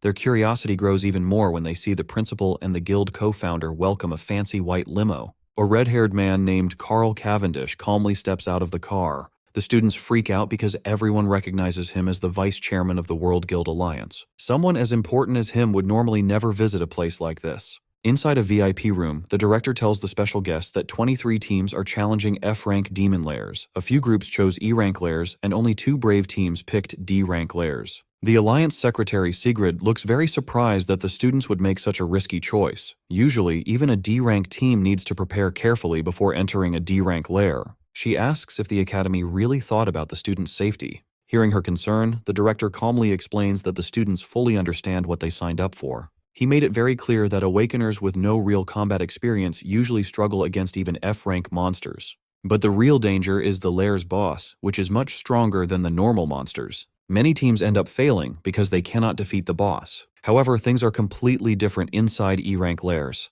Even the basic monsters there are as strong as an F-rank boss. This hard truth is something students usually learn the hard way. The Alliance Secretary then asks if there is any protection for the students if things get too dangerous. The director promises her that the Academy cares deeply about its top students. To keep everyone safe, a warrior from the Imperial Guild stands outside every lair, ready to jump in if anything goes wrong. On top of that, the wristbands each student wears can instantly teleport them to safety if they choose to give up or if their life is in real danger. Hearing this, the lady still doubts that the Academy has students skilled enough to beat a D-rank lair. She quietly wonders how long those teams can actually survive inside. The director, however, is sure that the young E-rank students will probably come running out in tears. Inside the D-rank dungeon filled with giant frozen trees, Chen's teammates are clearly terrified. Anyone would be scared after seeing those nightmare creatures, which look like a mix between weird bats and monkeys. Chen quickly warns his team that these monsters dive at their targets in the blink of an eye, so they need to stay on high alert. Suddenly, a group of the ghost monkey bats flies straight down at them. Surprisingly, all the boys manage to clumsily dodge the monster's super-fast attacks. While they are still excited about dodging a D-rank creature's attack, something even crazier catches their attention. Our boy stands there calmly with a lightning sword in his hand, surrounded by dead monsters lying at his feet. He tells his team to focus on saving themselves first since they aren't strong enough yet, leaving the rest to him. Suddenly, another ghost monkey bat lunges at them with incredible speed, but they barely manage to dodge it in time. Songzu realizes that Chen had actually been pushing them to train their reflexes and speed so they could survive against monsters like this. Ju grits his teeth. He had been calling himself the Dorm King all this time, but now he has no choice but to rely on his random roommate. Meanwhile, Chen completely wipes out the remaining ghost monkeys. They dive toward him in waves, but he slices them down before they even know what hit them. The Dorm King mutters to himself that he always heard about Chen's strength from Ma Long, but this is the first time he's seeing it for himself. To him, Chen doesn't look like a normal student at all, but more like a battle-hardened soldier. As the fight continues, the Dorm King feels a bit of jealousy creeping in over Chen's rising reputation. Out of nowhere, another monster appears behind the group, and Zhu barely manages to block its strike. He grabs the creature's leg with his flaming hands and yells at his teammates to stop acting like dead weight and get it together. After all, Chen isn't the only one whose graduation is on the line. The others stare at him, surprised by his sudden determination. Inspired by the Dorm King's stubborn will, Shangzu casts his Vine Lock spell, successfully tying up the monster. But to his shock, the creature breaks free almost instantly, kicking Zhu in the process. Long casts his Frostbite Breeze spell, which only slows the monster down a little, so they decide to combine their attacks. Working together, they manage to hold the creature down briefly and shout for the Dorm King to take the shot. He charges up an explosive flame bullet and lands a direct hit. But the attack barely does any damage, only leaving behind a few burnt hairs. He fires several more flame bullets at the monster, but nothing seems to put it down. Shangzhou and Long are already pushed to their limits. The Dorm King decides he can't afford to hold back anymore. He gathers all his strength and unleashes a massive flame attack straight at the monster, triggering a huge explosion. When the smoke clears, only a charred skeleton remains. The drone announces that they have successfully killed a D-class ghost monkey bat. The three of them collapse onto the ground, completely drained. They are thrilled that they actually managed to defeat a D-class monster on their own. Chen walks over, slightly surprised, and they immediately ask if he saw them take it down. The monster leaves behind a single finger bone as loot, and Zuo tries to act tough, casually claiming that killing it was a piece of cake. Chen congratulates them anyway. Soon after, the drone announces that all the monsters inside the Devil's Cave have been cleared. Watching the live feed, Director Gong nearly loses his mind. He can't believe these supposedly weak students with zero real combat experience defeated a D-level threat. The rest of the staff just stay completely silent. At the same time, Vice Chairman Cavendish's assistant calmly praises Chen for his outstanding performance. He thinks to himself that Chen's aura reminds him a lot of an old friend. The Vice Chairman mentions Chen's name and decides to remember him, which instantly worries President Ting's father and the director. To keep the focus away from Chen, the director quickly points everyone's attention toward the student council team inside the other D-rank cave. He points out that the team has already reached the middle section. The chairman's aide praises their teamwork, comparing their skills to a professional guild raid team. Chairman Carl smiles at this and says that the graduates this year are truly impressive compared to past classes. Director Gong whispers to himself that the real battle is just starting, and the best part has yet to be seen. Inside the D-rank Toxic Vine Cavern, the president's party is attacked by poisonous mushroom monsters popping up from all directions. A girl plays her guitar to cast a decay spell, while a star mage groups the mushrooms together using his attraction ability to set up a combo attack. He calls out to the captain, and the president charges in with his sword, ready to finish the monsters off in style. With a single fast strike, the president unleashes his blazing sky sword skill, blowing the mushroom monsters apart perfectly. His teammates notice that the monsters in this school test are exactly the same as the ones they fought during training. Because they know what to expect, the team handles the fight easily without feeling any pressure. They already guessed that the school officials set up the test ahead of time for them. Having the right support makes life much easier for them. Thinking this, they start celebrating early. They are totally confident that they will win first place this year without a real challenge. Down on the final level of the Cloud Forest, the boys are shocked they actually survived long enough to reach the boss monster. In the middle of a frozen wasteland, they spot a giant ghost ape calmly eating its meal. The Dorm King starts sweating right away, just thinking about how strong the monster is. One hit from that beast would probably kill him instantly. Right then, the creature slowly locks its eyes on the weakest person in the group. Ma Long screams in fear, and that single loud noise is enough to make the beast attack. The giant ape jumps right at them in a scary leap. The boys run away as fast as they can to save their lives. Chen just charges forward without any hesitation. He jumps straight into the beast's giant face with a hard kick, then lands a series of fast punches that bounce its heavy body in the air. He ends the fight by completely ripping the monster apart into pieces. Seeing this brutal fight leaves his friends completely shocked. Even after winning, Chen feels annoyed because these D-rank monsters are not giving him enough experience points. The item drops are disappointing too. He then hears his teammates shout in excitement that they found giant mana stones. It turns out the giant ape was hiding the shiny stones inside a hollow tree trunk. His friends are amazed by the surprise treasure and quickly reach out to grab the crystals. Chen shouts a warning for them to stop, but he is a second too late, and a bright flash of light explodes from the trunk. In just a few seconds, the whole area is covered in solid ice. Shangzu, the Dorm King, and the camera drones are completely frozen by the cold blast. Up in the VIP room, the live video feed suddenly cuts out. The shady director smiles, looking like he was waiting for this to happen. He knew high-rank monsters would set traps, and he figured it was only a matter of time before Chen and his rookie team walked right into one. Vice Chairman Cavendish frowns, clearly worried about the students. The director pretends to feel bad about Chen failing and says they have no choice but to pull the team out right away. The principal disagrees. He points out that the students are not in any real danger yet, because their wristbands will automatically turn on if their health drops too low and none of them have asked to give up. He believes only the students should have the right to decide when to quit. Down in the dungeon, Ma Long shakes in the freezing cold. Out of everyone in the group, he is the only one who did not get frozen. This is because his character class has a naturally high defense against ice magic. Long hears a scary laugh and spots a skeleton ice monster staring right at him without any mercy. He recognizes it as the Lord of the Lair, remembering it from the Monster Compendium.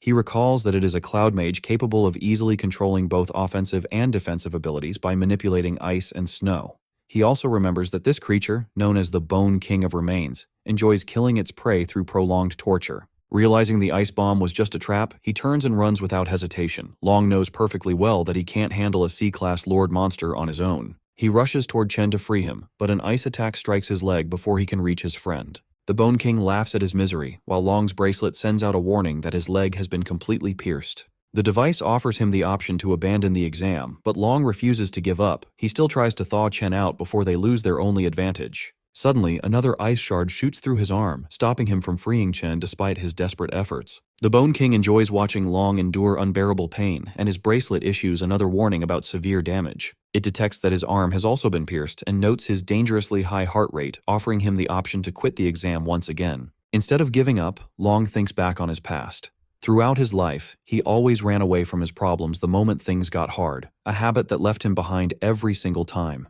He remembers how people ignored, bullied, and laughed at him. He and his friends have worked way too hard to reach this point to just quit now. Seeing this as his final chance to change his fate, he gathers the last of his strength, stands up, and finally manages to release Chen. He stands tall just as the Bone King unleashes a relentless barrage of icicles straight toward him. Right as the attack is about to land, Long lets out a loud roar, and Chen finally opens his eyes. The ice block shatters into pieces, and Chen rushes forward, carrying Long away from danger in one swift move. This sudden escape catches the Bone King off guard. Long quickly realizes that Chen managed to break free from the icy prison entirely on his own. Chen thanks Long for trying to help him earlier and immediately asks about his injuries with clear concern. Long replies that the bleeding has stopped for now, so he will survive. He informs Chen that the monster is a cloud type, C-rank lord known as the Bone King, warning him that it is extremely dangerous in combat. He adds that they must avoid getting frozen again at all costs if they want to survive. They turn back and see the Bone King charging up a massive cluster of ice shards. Long is stunned, realizing the monster is about to drop a giant ice nuke on them. In the next instant, the bomb crashes down, covering everything in blinding white. The monster begins to laugh, but suddenly stops when it notices that both boys are still alive after the devastating attack. Chen switches his class to the Doomflame King and activates his Cloud Warrior Frost Body, granting him complete immunity to cold damage. This transformation also boosts all his resistance stats in cold environments, turning the battlefield to his advantage. The Bone King lets out a horrified shriek. Even Long is confused as he watches his friend, who was supposed to be a Volt Assassin, turn into a Cloud-type warrior instead. He wonders if Chen might be one of those rare prodigies who can awaken two different classes at once. Chen simply apologizes for misjudging the situation earlier, admitting that he dragged his friends into a dangerous fight because of his mistake. He then switches classes again, this time into an Abyssal Fiend. Pulling out his Purgatory Warrior sword, he faces the Bone King, fully intending to end the fight right there. His best friend's jaw drops wide open at the sight. Normally, Awakeners are born with just one class they can specialize in, but there is an incredibly rare chance for someone to possess two classes at the same time. These dual-class users are so rare you could count them on one hand. This makes them treasures that every major guild desperately wants to recruit. However, that alone isn't what shocks his friend. Looking closely, he realizes that Chen isn't using just one or two, but three completely different classes. On top of that, each of these classes is in a league of its own. In his Abyssal Fiend form, Chen's stats shoot up at an insane rate. His overwhelming physical strength launches him off the ground like a rocket. He charges forward with explosive momentum toward the boss. The monster's smug grin instantly vanishes when it feels Chen's deadly aura. In a single clean motion, he slices through the bony monster like a knife through butter. This instantly levels him up to 17 and earns him a rare loot drop. Staring at the shattered skeleton on the ground, his friend is still in absolute shock that Chen just one-shot a C-rank boss. Chen casually reminds him that the rest of their team is still frozen solid in ice. Ma Long suddenly panics, realizing he completely forgot about his other teammates during the entire boss fight. He sprints off to thaw them out before they freeze to death. Once he leaves, Chen notices he has the option to devour the defeated Frostlich King. With no one around to watch, he quickly absorbs the fallen boss and unlocks the Cloud Mage class. Because the boss's ice attack blinded all the cameras and drones in the area, no one outside will find out about his hidden ability either. Then out of nowhere, he gets another surprise notification. His Lightning Assassin class has leveled up as well, allowing him to add a star to boost one of his stats. Meanwhile, over at the D-Rank Zone, Gloomvine Grotto, the Council President's team is getting absolutely overwhelmed. No matter how fiercely they attack, the D-Rank boss proves far too tough for these amateur awakeners.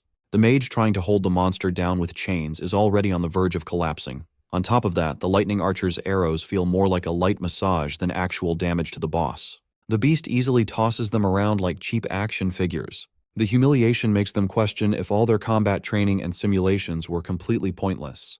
They have never faced anything even close to this level of power. The mage quickly realizes that the president is their only real hope of winning. Standing far in the back line, the president strikes a dramatic pose. He charges up his ultimate skill while receiving power buffs from the support mages. Once he finally gathers enough energy, he launches himself at the boss with his flaming sword. The blade pierces straight through the monster's core. It then erupts into a storm of flames, melting the creature from the inside out. His teammates erupt in cheers, celebrating the rise of a legend whose name is sure to go down in the history books. The drone nearby announces that their team has cleared a Grade D zone in just over 30 minutes. Completely fired up, his party is fully convinced they secured first place. They believe no other team could possibly beat that time. They eagerly exit the lair, expecting to see their names proudly shining at the top of the rankings. They soon walk through hallways filled with students who gave up and teleported out early. Most of them look completely traumatized, still haunted by the demons they faced for the first time. The president's lackey spots Chen and his squad sitting off to the side. One glance at the exhausted group makes it clear. They must have failed the moment they went inside. The lackey smugly walks over, mocking Chen for failing halfway through after acting so bold earlier. The loyal follower keeps talking, but his boss silences him because the Alliance vice chairman is approaching. The elegant man claps slowly and congratulates the students on their great performance.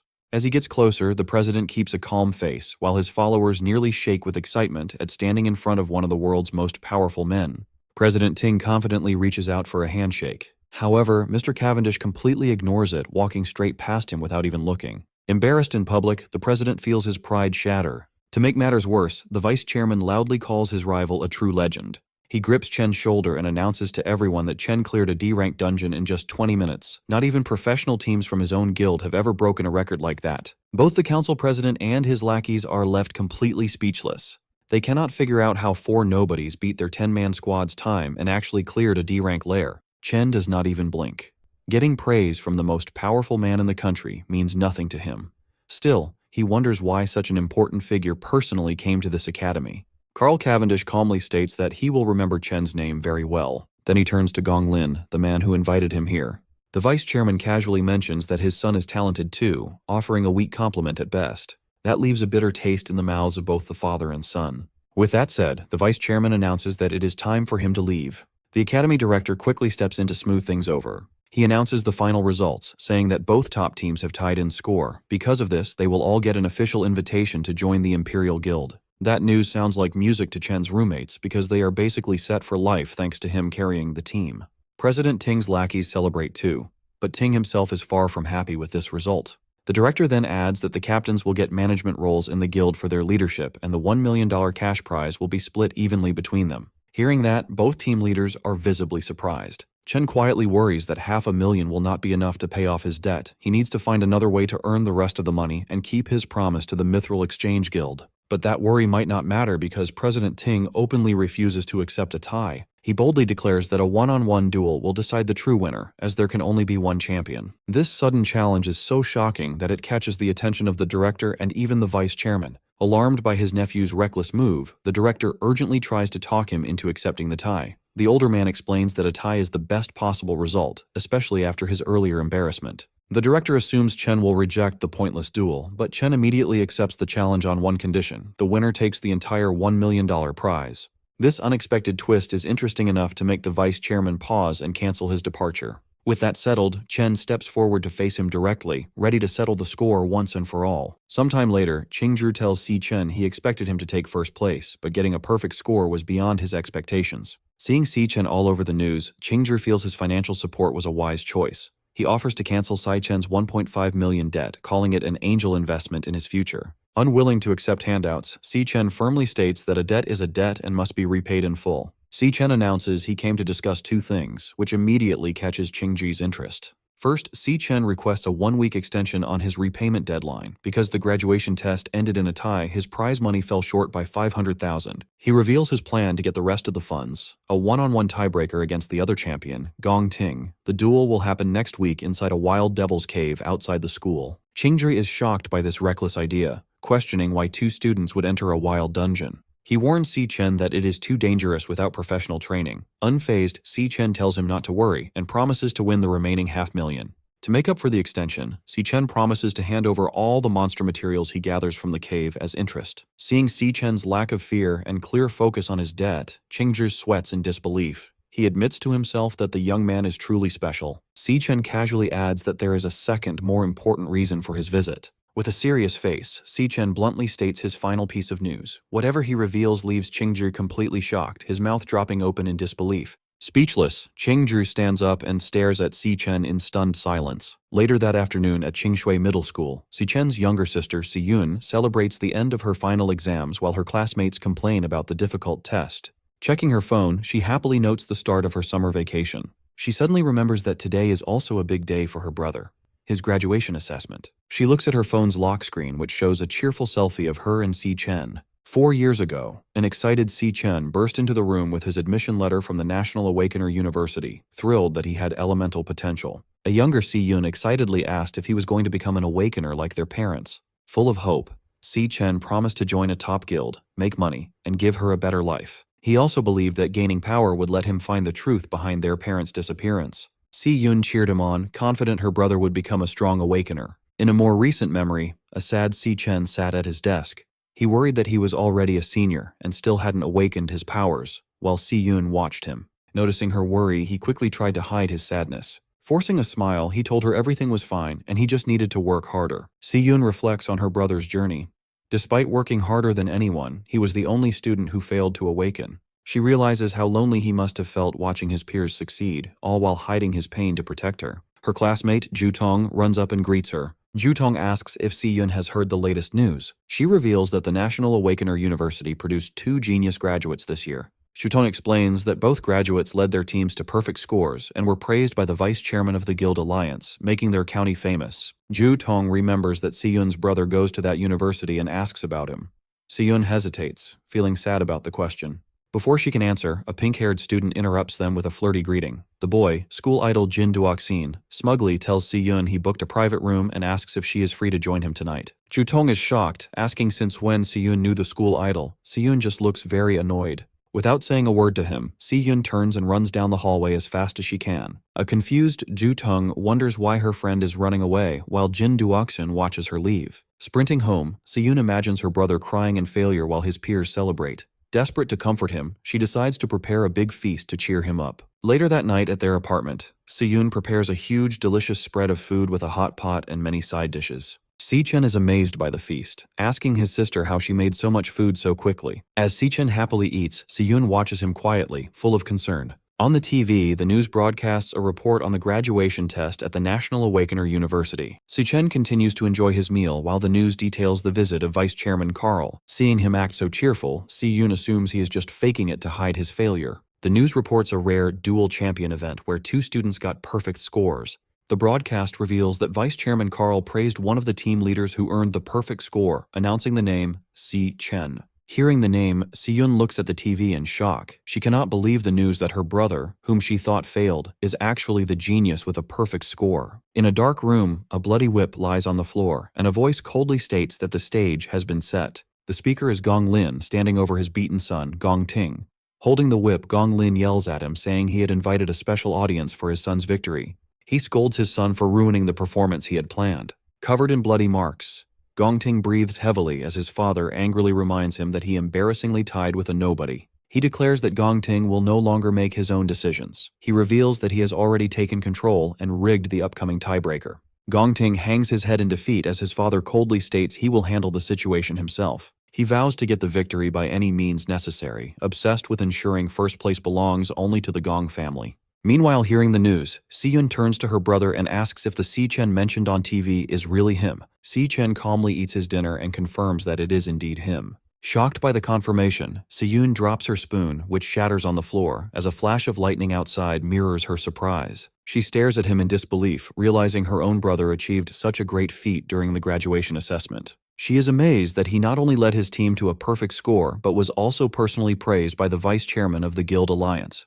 A stunned silence settles over the dinner table. Overcome with emotion, Si-yun lowers her head and wipes away tears, thinking of him as her silly brother. With tears of joy and pride, she smiles at Si-chen, realizing he finally made it to the top. On the night of the graduation combat assessment on June 17, 2157, Vice Chairman Carl Cavendish relaxes in a private dining room eating some premium beef. While enjoying his meal, he asks his companion for a progress report on her current assignment. Sitting across the table from him is Ling Yu. She hands over a black folder with top-secret files on a subject called the Devourer. She informs Carl that the target left no traces over the past year and warns that their surveillance might be discovered. Unbothered by the warning, Carl praises her work and tells her to eat first. Ling Yu hesitates, mentioning she has one more piece of information to share. She reveals she noticed a highly suspicious individual who recently contacted Carl, which immediately grabs his attention. She explains that the rapid rate of this person's power increase is completely abnormal. Inside the Devil Tower, a shirtless Si-chen crackles with golden electricity. He reflects that he has spent over half a month on the first floor, taking out nearly every monster. He has fully adapted to the floor's 10 times gravity. His system interface shows his Lightning Assassin class at level 17, with heavily boosted stats. After the graduation battle, his Lightning Assassin class reached 100% proficiency and rewarded him with an attribute point. This confirms that actively using a class increases its proficiency. Surrounded by the glowing avatars of his 4 classes, Si-chen realizes none of them have reached their maximum limit yet. He puts his new point into speed, the most important stat for an assassin. The multiplier boosts his speed to 740, equal to an A-rank assassin. Even with this massive speed increase, he finds himself in a tense standoff against a pack of glowing purple phantom lionesses.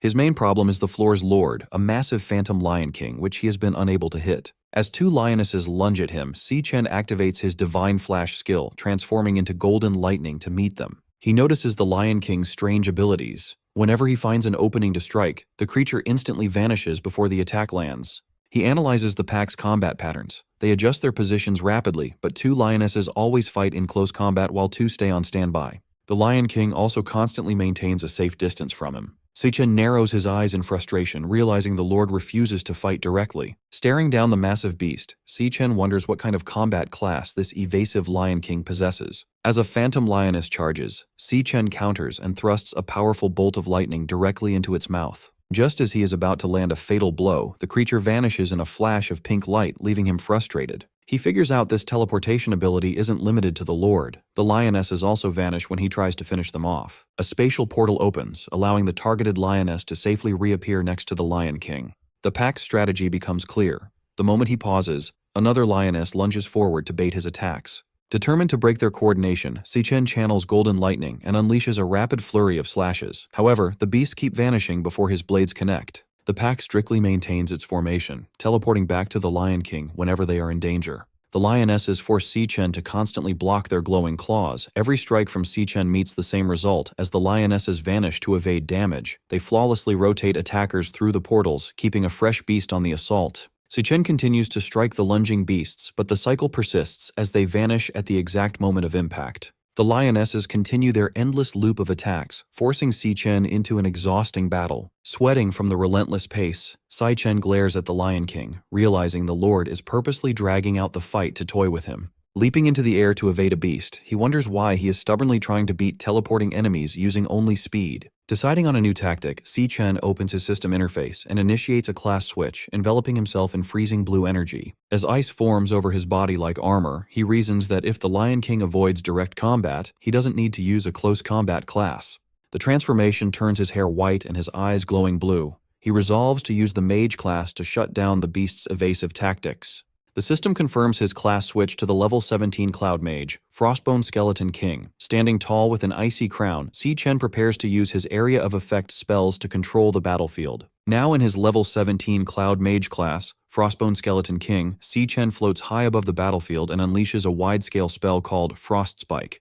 A heavy barrage of ice spikes rains down, causing massive explosions that force the Phantom Lionesses to scatter and retreat. Observing the chaos from above, Si Chen notes that while mages might be weak in close combat, their long-range attacks allow them to completely dominate the battlefield. He targets the Lion King with a concentrated shower of falling ice spikes.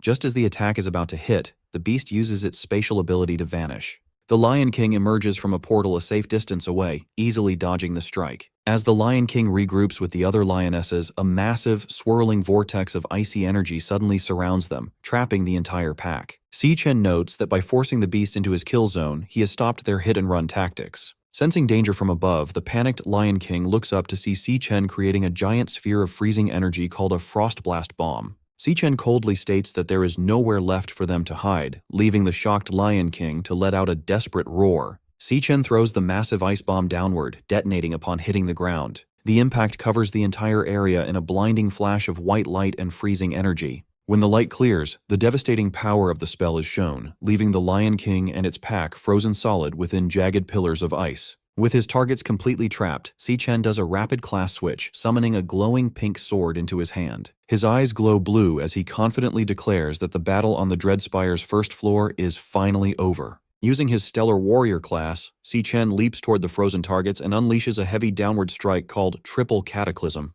The energy blade easily slices through the trapped lionesses, shattering their icy prisons and cutting them down in one sweep. The defeated beasts dissolve into dark mist, leaving Si Chen standing victorious beside the fallen Lion King. The system confirms his victory. His alias, Ash C, levels up to 24, and he is rewarded with several Phantomane bones and a rare heart. A new prompt appears over the defeated Lion King, showing the boss monster is ready to be devoured. Si Chen stands over the dead beast, gathering a bright light in his hand as he starts the absorption process. His eyes glow red as he focuses his energy on the body, wanting to find out what evasive class the monster used against him. Activating his absorber ability, Si Chen pulls a swirling vortex of dark red energy from the fallen beast into his fist. The energy forms a new system card in his palm, revealing the Lion King's Stellar Tamer class. The card explains its annoying abilities, forcing contracts with other beasts and instantly teleporting them across the battlefield. Examining the Stellar Tamer card, Si Chen reflects that he has never seen a class like this before. This discovery helps him understand why the boss avoided direct combat. He figures out that the Lion King's base stats were simply too weak, forcing it to hide behind its teleporting minions. Reading the card's skills, Si Chen admits that the Stellar Warp teleportation ability is incredibly powerful.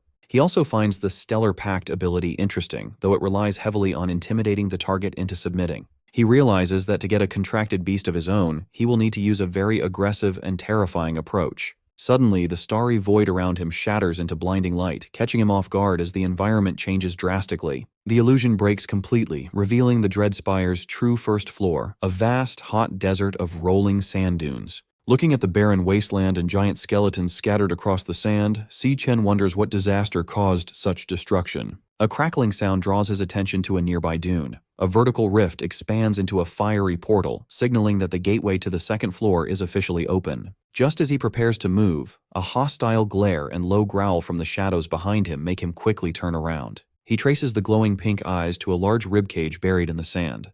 Hiding inside is a fluffy lion cub, fiercely growling despite being bound by magical chains. Si Chen is genuinely surprised to find that one little lion managed to survive the battle. Assuming it is the final remaining enemy, he forms a lightning dagger in his hand and prepares to finish the job. As he approaches the hiding cub, he realizes a crucial detail. Since the cub didn't disappear when the Lion King died, it must not be one of the boss's contracted minions. Looking closer at the chains wrapped tightly around the small creature, Si Chen wonders if the Lion King had kept the cub imprisoned there against its will. Staring down at the bound cub, Si Chen gives an intimidating glare, leaving the tiny creature completely terrified. Instead of attacking the cub, Si Chen quickly swings his dagger to shatter the magical chains holding it captive. Freed from its bindings, the little lion falls safely onto the sand. Si Chen turns away, calmly stating that he is giving the cub its freedom back. As he prepares to leave, Si Chen asks the cub if this ruined place used to be its home. The tiny lion shakes off the dust as it watches him. With a sympathetic look, Si Chen reflects on the tragedy of watching loved ones die and seeing everything you care about destroyed. The cub stares at him as Si-Chen admits he knows exactly what that pain feels like. Walking toward the portal, Si-Chen advises the cub to stay alive and keep moving forward, announcing it is time for him to head to the next floor. Suddenly, a glowing system interface appears beside his face showing a beast contract request. Since the beast started it voluntarily, the success rate is 100%.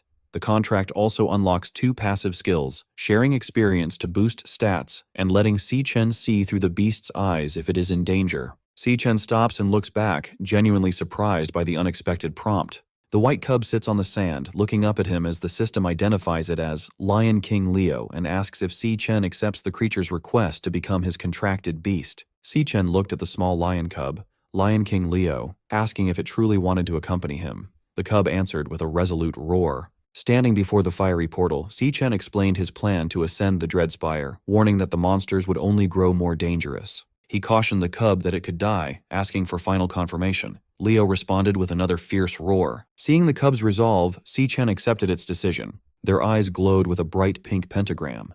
The system announced that the contract was accepted, officially establishing their pact. The system displayed the Stellar Tamer class and Stellar Pact ability, which allowed forced contracts based on deterrence, but the beast would die if the master perished. 2 passive skills were activated. One boosted the beast's stats and shared its experience, and the other granted the master the beast's vision if it was in danger. Finally, Stellar Warp unlocked, allowing him to teleport to or summon the beast. With their bond formalized, Si-Chen smiled and declared it was time to move. The energetic cub bounded alongside him. Approaching the vortex of flame, Si-Chen gave Leo one rule. During a fight, its only focus was to survive. Si-Chen then stepped through the fiery threshold. They emerged onto a rocky cliff in a vast subterranean landscape filled with molten rock and pillars of liquid fire. Sweating heavily, Si-Chen remarked on the scorching heat, feeling as though the intense temperature could melt him. As they explored, Leo peered over a molten chasm.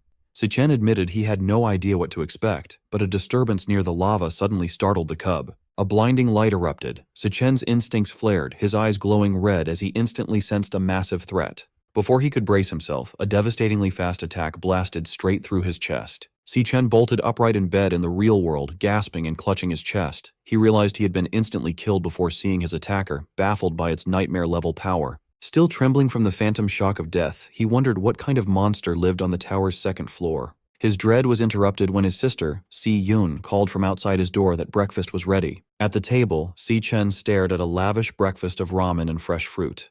He told Si-Yun, who was packing her bag, that she had made too much food. Munching on toast, Si-Yun instructed him to wash the dishes and reminded him to hang the laundry later. Watching her put on her sneakers, Si-Chen asked where she was rushing off to on her summer break. She replied she was heading to a summer job. Concerned, Si-Chen reminded her that he was handling their finances and she didn't need to work. Si-Yun smiled, explaining that with his recent success, she refused to be left behind. She added that doing nothing all summer sounded terrible, then cheerfully reminded him to do his chores and left. Following his sister's instructions, Si-Chen washed the dishes and hung the wet laundry in the living room. Finishing his chores, he reflected that his sister had always been like this. Looking at a framed photo of them, he admired how tough and unshakable she remained. Ironically, even though she wasn't an adult, he often felt she was the one looking after him. His thoughts darkened toward his looming responsibilities. Once his school affairs were settled, he had to confront the Demon King Wrath. This battle would keep him away from Si-Yun for a long time. Recalling her smile, he admitted she was the only person he couldn't stop worrying about. Suddenly, an idea struck him. Pressing his fingers to his temple, he wondered if a certain experiment might work. His eyes glowed pink as he channeled his abilities. A portal materialized, and Lion King Leo tumbled out, landing safely in the room. Si-Chen stared in disbelief. He was amazed he could pull his contracted beast out of the Dread Spire and into the real world. The energetic cub quickly made itself at home, darting around the living room and playfully shredding tissues. Looking at his system interface, Si-Chen formed a plan. He could command Leo to protect his sister during his absence. Thanks to his passive skills, if she was in danger, he would share the beast's vision and teleport to her rescue. Knowing Si-Yun adored animals, he recalled her happily petting strays. Watching his beast, Si-Chen smiled, confident that gifting her a little lion cub was a perfect idea. A loud crash from the kitchen interrupted his thoughts. Startled, he went to investigate. Hoping Si-Yun would like her new pet, his confidence evaporated when he saw the kitchen. The cub had caused absolute chaos, shattering plates and gnawing on the faucet. Outside in the city at sunset, a surge of dark energy destroyed a security camera on a utility pole, leaving the area unmonitored. Beneath it, a bleeding man clutched an ice blade and retreated in terror. He pleaded with his unseen attacker as a massive demonic claw manifested before him. The demonic claw lunged forward, brutally impaling the man through the chest. His eyes widened in horror as glowing crimson tendrils hoisted him into the air. A terrifying system interface appeared, displaying a loading bar that coldly indicated the man was being devoured. Elsewhere, an exhausted Si-Yun walked home with bags from her summer job. She sighed in relief, her feet destroyed from the bubble tea summer rush. Her route took her into a dim underpass. Unbeknownst to her, she walked directly beneath the recently destroyed security camera. As her footsteps echoed, a sudden presence made her stop. She turned in surprise as someone from the shadows coldly announced that she was finally there. Waiting in the dark underpass, Jin Duoxin holds a large bouquet of red roses, showing he has been waiting a long time for her. He steps into her path to offer the flowers. He mentions she left school too fast to hear his invitation, adding that he booked the entire top floor of Purple Peak Tower for them tonight. Looking at the flowers, Si-Yun asks how he knows her address. Jin Duoxin proudly credits his father, the city hospital director, saying finding such minor details is easy for him. Unimpressed, Si-Yun coldly replies that they are from different worlds.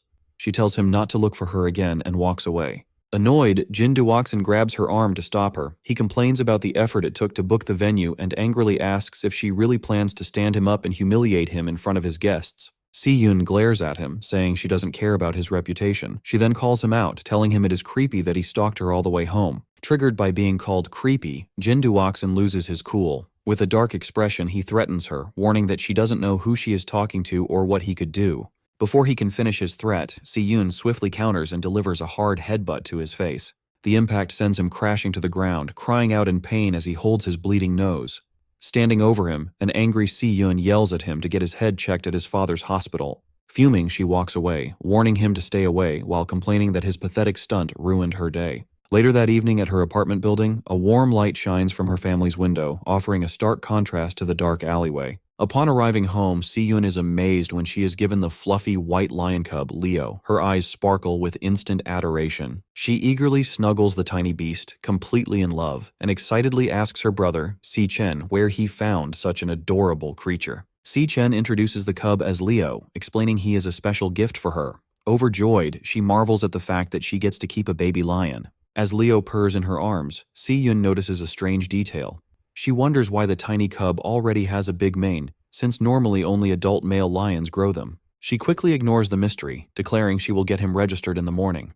Watching them bond, Si-Chen feels relieved, knowing his sister will be safe with the beast by her side while he is away. Suddenly, a loud chime from Si-Chen's phone interrupts his thoughts, and he looks down at the bright screen. A satisfied smile appears as he reads an email from the Guild Supervision Bureau. It confirms his application is approved. Relieved, Si-Chen thinks everything can now go exactly as planned. With his home life secure and paperwork done, Si-Chen looks confident. He is finally ready for his next major hurdle, the graduation tiebreaker duel against Gong Ting in 6 days. 6 days later, the tiebreaker exam begins at the city outskirts in Greenlight Forest. Director Gong Xuan tells both candidates to pay attention as he explains the exam details. Standing before a green portal at the base of a massive tree, Gong Xuan announces the school chose this wild dungeon for the tiebreaker. He adds that recent surveys rate the dungeon as D rank. He confirms that both Si-Chen and Gong Ting will enter at the same time and take the exam inside the same dungeon. He then warns the students that wild dungeons are unmapped and much more dangerous than standard school dungeons. Because of this risk, 3 senior guild members from Easternia will join as examiners. They will enter the dungeon with the candidates to keep them safe and score their performance. The team includes Ivan from the Imperial Guild, Yasmin Kai from the Divine Eye Guild, and Sato Woda from the Silver Guild. Gong Xuan explains that the final scores will be decided by what these 3 examiners see. Meanwhile, a live video feed of the exam is shown in a dark VIP room at the academy. Watching the screen, Gong Lin smirks. He silently hopes the 3 examiners handle their secret deal properly, ensuring a clean job with no loose ends. In the same room, Principal Yuan Long asks Vice Chairman Carl Cavendish why he is still at the academy since his official schedule ended 2 days ago. Carl laughs, watching Si-Chen and Gong Ting on the screen. He replies that nothing is more interesting than this event, admitting he hasn't seen 2 real prodigies fight in years and refuses to miss it. Pointing toward the green portal, Director Gong Xuan loudly declares the official start of the graduation tiebreaker exam. With fierce determination, the match between Si-Chen and Gong Ting begins. Without hesitation, both candidates walk directly into the glowing portal. Si-Chen steps out on the other side, covered in the lingering green energy of the portal. He looks around his new surroundings, finding himself in a gloomy, dark landscape filled with dead trees. Standing near the entrance, the examiners take in the eerie environment. Yasmin notes it looks like a flower-type dungeon. Beside her, Yvonne offers a cigarette to Sato, who shushes him, reminding him they are working and the camera drone is recording. Suddenly, a loud buzzing sound echoes in Si Chen's mind. He looks in shock as a bright red flashing hologram projects from his chest, painting his face in a red glow. The system flashes a large alert, warning him that a highly dangerous creature is nearby.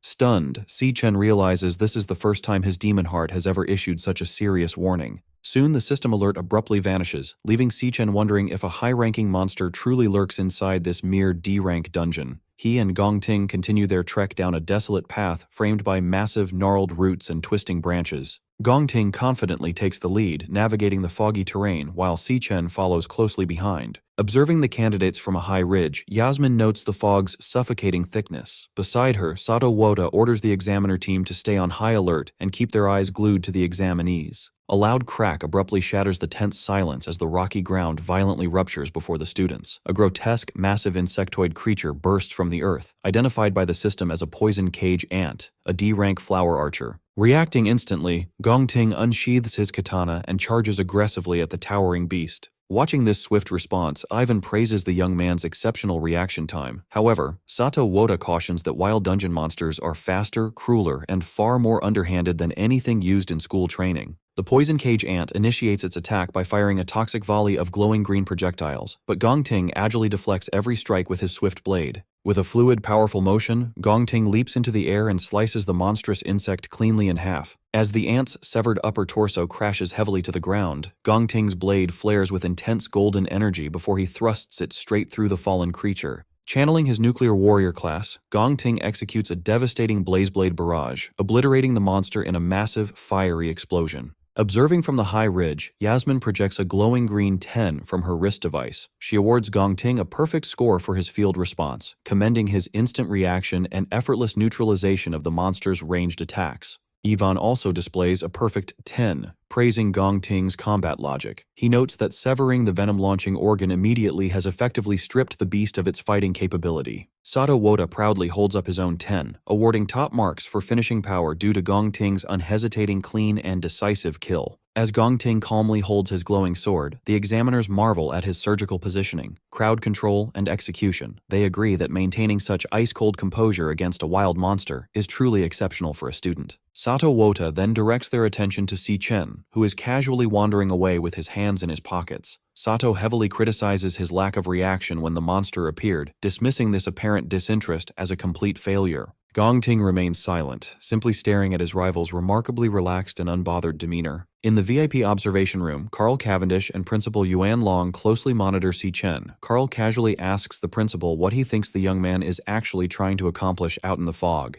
With a knowing smile, Principal Yuan Long deduces that Si Chen is actively hunting for something specific. Down in the dungeon, Si Chen pauses, tapping his foot against a tangled cluster of giant tree roots. He realizes this central spot offers a way to wipe out the entire threat in a single, sweeping move. Golden lightning crackles to life in his hand, forming a bright, jagged dagger. Declaring he has finally found his target, Si Chen ruthlessly plunges the lightning blade straight down into the roots. The strike sends a massive shockwave of golden lightning deep underground, violently rupturing the earth. A hidden nest of poison cage ants is blasted upward, completely engulfed and obliterated by the explosive electrical energy. Sweating profusely, the examiners realize Si Chen has deliberately targeted the monster nest. They question his sanity, terrified that provoking a horde of D-rank monsters will get everyone killed. Watching the chaotic explosion, Gong Ting's usual composure cracks, leaving him visibly shocked and wondering what Si Chen plans next. Gathering momentum, Si Chen channels intense electricity into his boots and forcefully launches himself upward. Tapping into his lightning assassin class, he activates his flash god skill, rocketing into the sky as a blinding streak of golden light. Moving at incomprehensible speeds, Si Chen intercepts the swarm of poison cage ants launched by his explosive trap. He unleashes a rapid, relentless flurry of slashes against the airborne monsters. Darting between targets mid-air, he leaves behind a zigzagging web of golden lightning, systematically shredding the entire cluster of beasts in seconds before gracefully descending back to Earth. As Si Chen touches down, the severed remains of the D-rank monsters rain from the sky while golden lightning slowly dissipates from his hands. Up on the ridge, the three examiners are completely dumbfounded. Sweating in disbelief, Sato Woda struggles to process the spectacle. As Si Chen casually casually brushes green monster blood off his jacket. The examiners realize in shock that his official school report lists him as a mere E-rank awakener. They find it utterly absurd that an E-rank student can effortlessly wipe out a massive swarm of D-rank monsters. Realizing they cannot logically justify giving such a flawless performance a low grade, the compromised examiners frantically whisper among themselves. Desperate to fulfill their corrupt deal to sabotage Si Chen, they consider inventing unfair excuses, like flagging his approach as dangerously reckless or penalizing his technique. Back in the VIP observation room, Carl erupts into boisterous laughter, praising Principal Yuan Long for accurately predicting that Si Chen is hiding his true potential. Carl notes how spectacular it is to witness such an intense display when the exam has barely begun, eagerly anticipating how Gong Ting will respond to this overwhelming power. Standing behind him, Gong Lin remains dead silent, his expression rapidly darkening as he watches the monitors. Suddenly, the live feed on the large monitor is torn apart by heavy digital static. The image glitches wildly before going entirely blank, replaced by a stark red warning indicating a lost signal. Principal Yuan Long furrows his brow, staring at the dead monitor and questioning aloud why the transmission is cutting out yet again. Outside the dungeon entrance, rapid warning beeps blare from the monitoring equipment. A technician frantically types at his console as the system flashes a critical alert regarding a severe signal anomaly.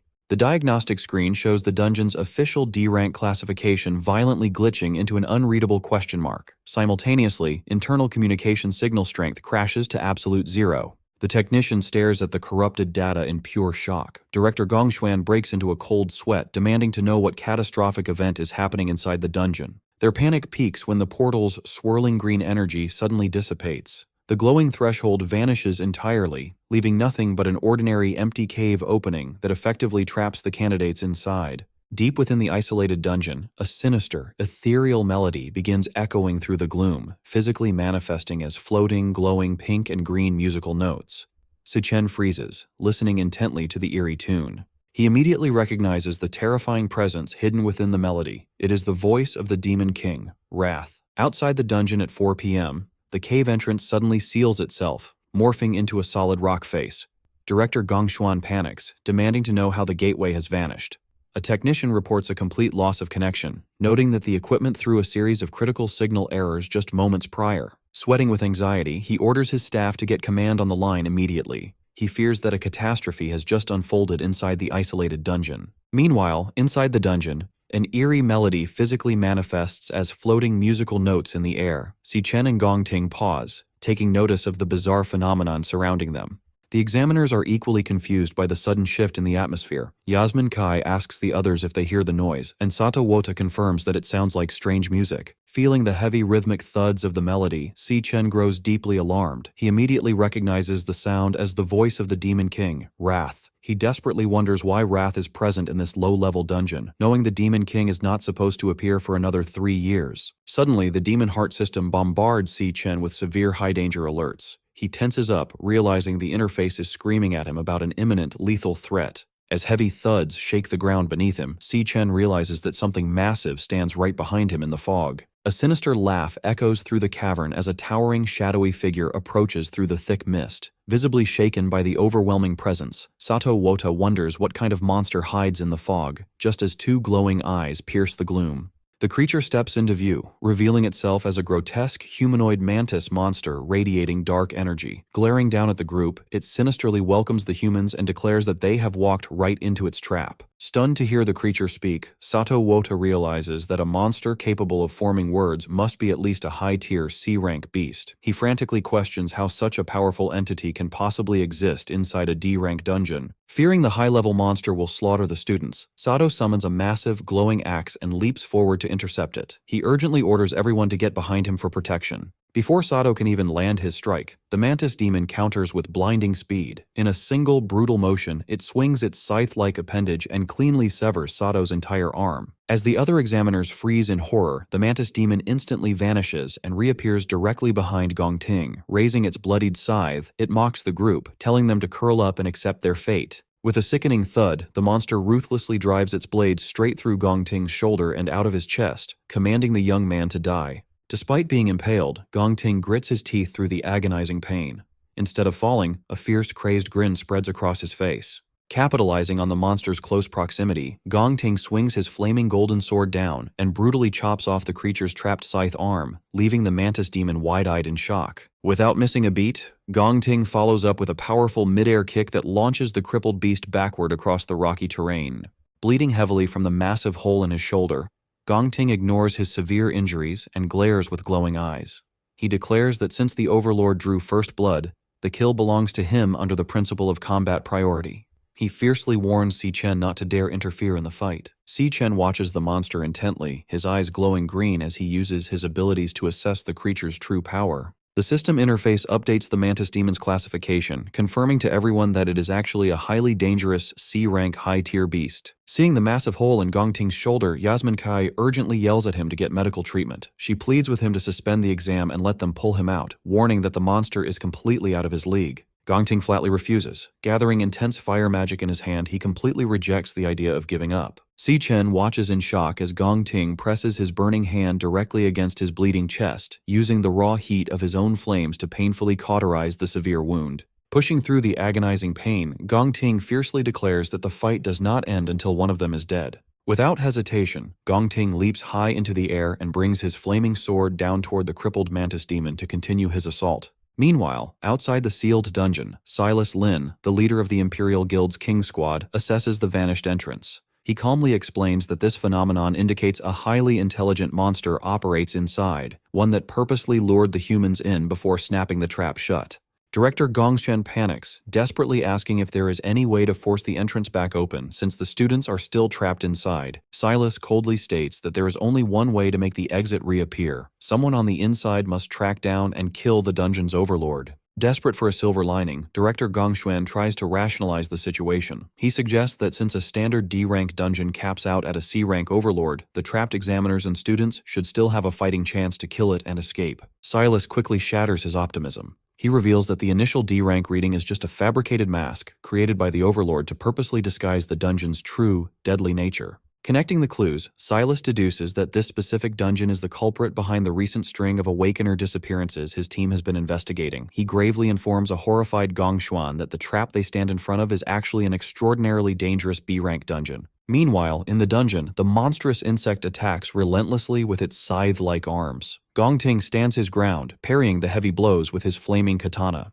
He quickly retreats to evade a sweeping strike. As the beast raises its arm for a devastating blow, Gong Ting vaults into the air. The creature's attack misses. Its bladed limb buries deep into the ground and becomes firmly stuck. Seizing the opportunity, Gong Ting declares that he has the monster trapped. With a swift, powerful swing of his glowing sword, he severs the creature's head. The decapitated head tumbles across the rocky terrain as the rest of the group gathers. Yasmin watches in stunned disbelief, amazed that Gong Ting has managed to defeat the Overlord entirely on his own.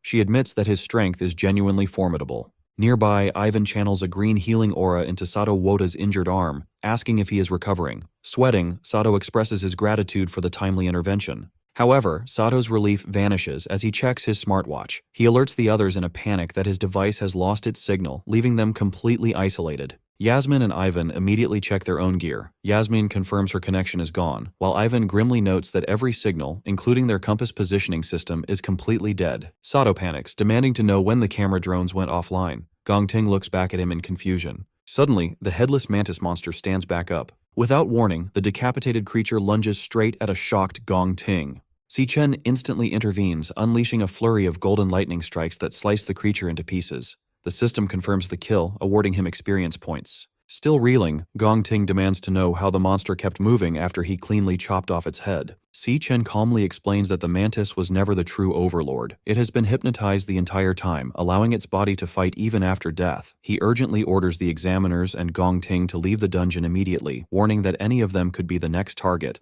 Defensive, Gong Ting questions how Si Chen could possibly know that. Sato angrily accuses Si Chen of losing his mind, insisting there can only be one C-rank overlord in the dungeon. He argues that the high-tier monster they just fought has to be the boss, as nothing else makes sense. Before Si Chen can argue further, his system floods his vision with critical warnings of a highly dangerous creature. Suddenly, a massive, pulsing wave of psychic energy sweeps through the cavern. Caught in the blast, Yasmin, Ivan, and Sato's eyes begin to glow with a sinister pink light as the true Overlord's hypnosis takes complete control of their minds. Realizing his warning has come too late, Si Chen quickly activates a wireless earbud. He immediately recognizes the distinct pulsating sound wave. In his past life, he witnessed the Demon King, Wrath, use this exact frequency to seamlessly hypnotize and slaughter millions of ordinary humans across the globe. He turns to see Yasmin, Ivan, and Sato perfectly synchronized, marching forward in a mindless trance. Convinced that the dungeon's true overlord is directly connected to Wrath, Si-Chen coldly resolves to face the creature head-on.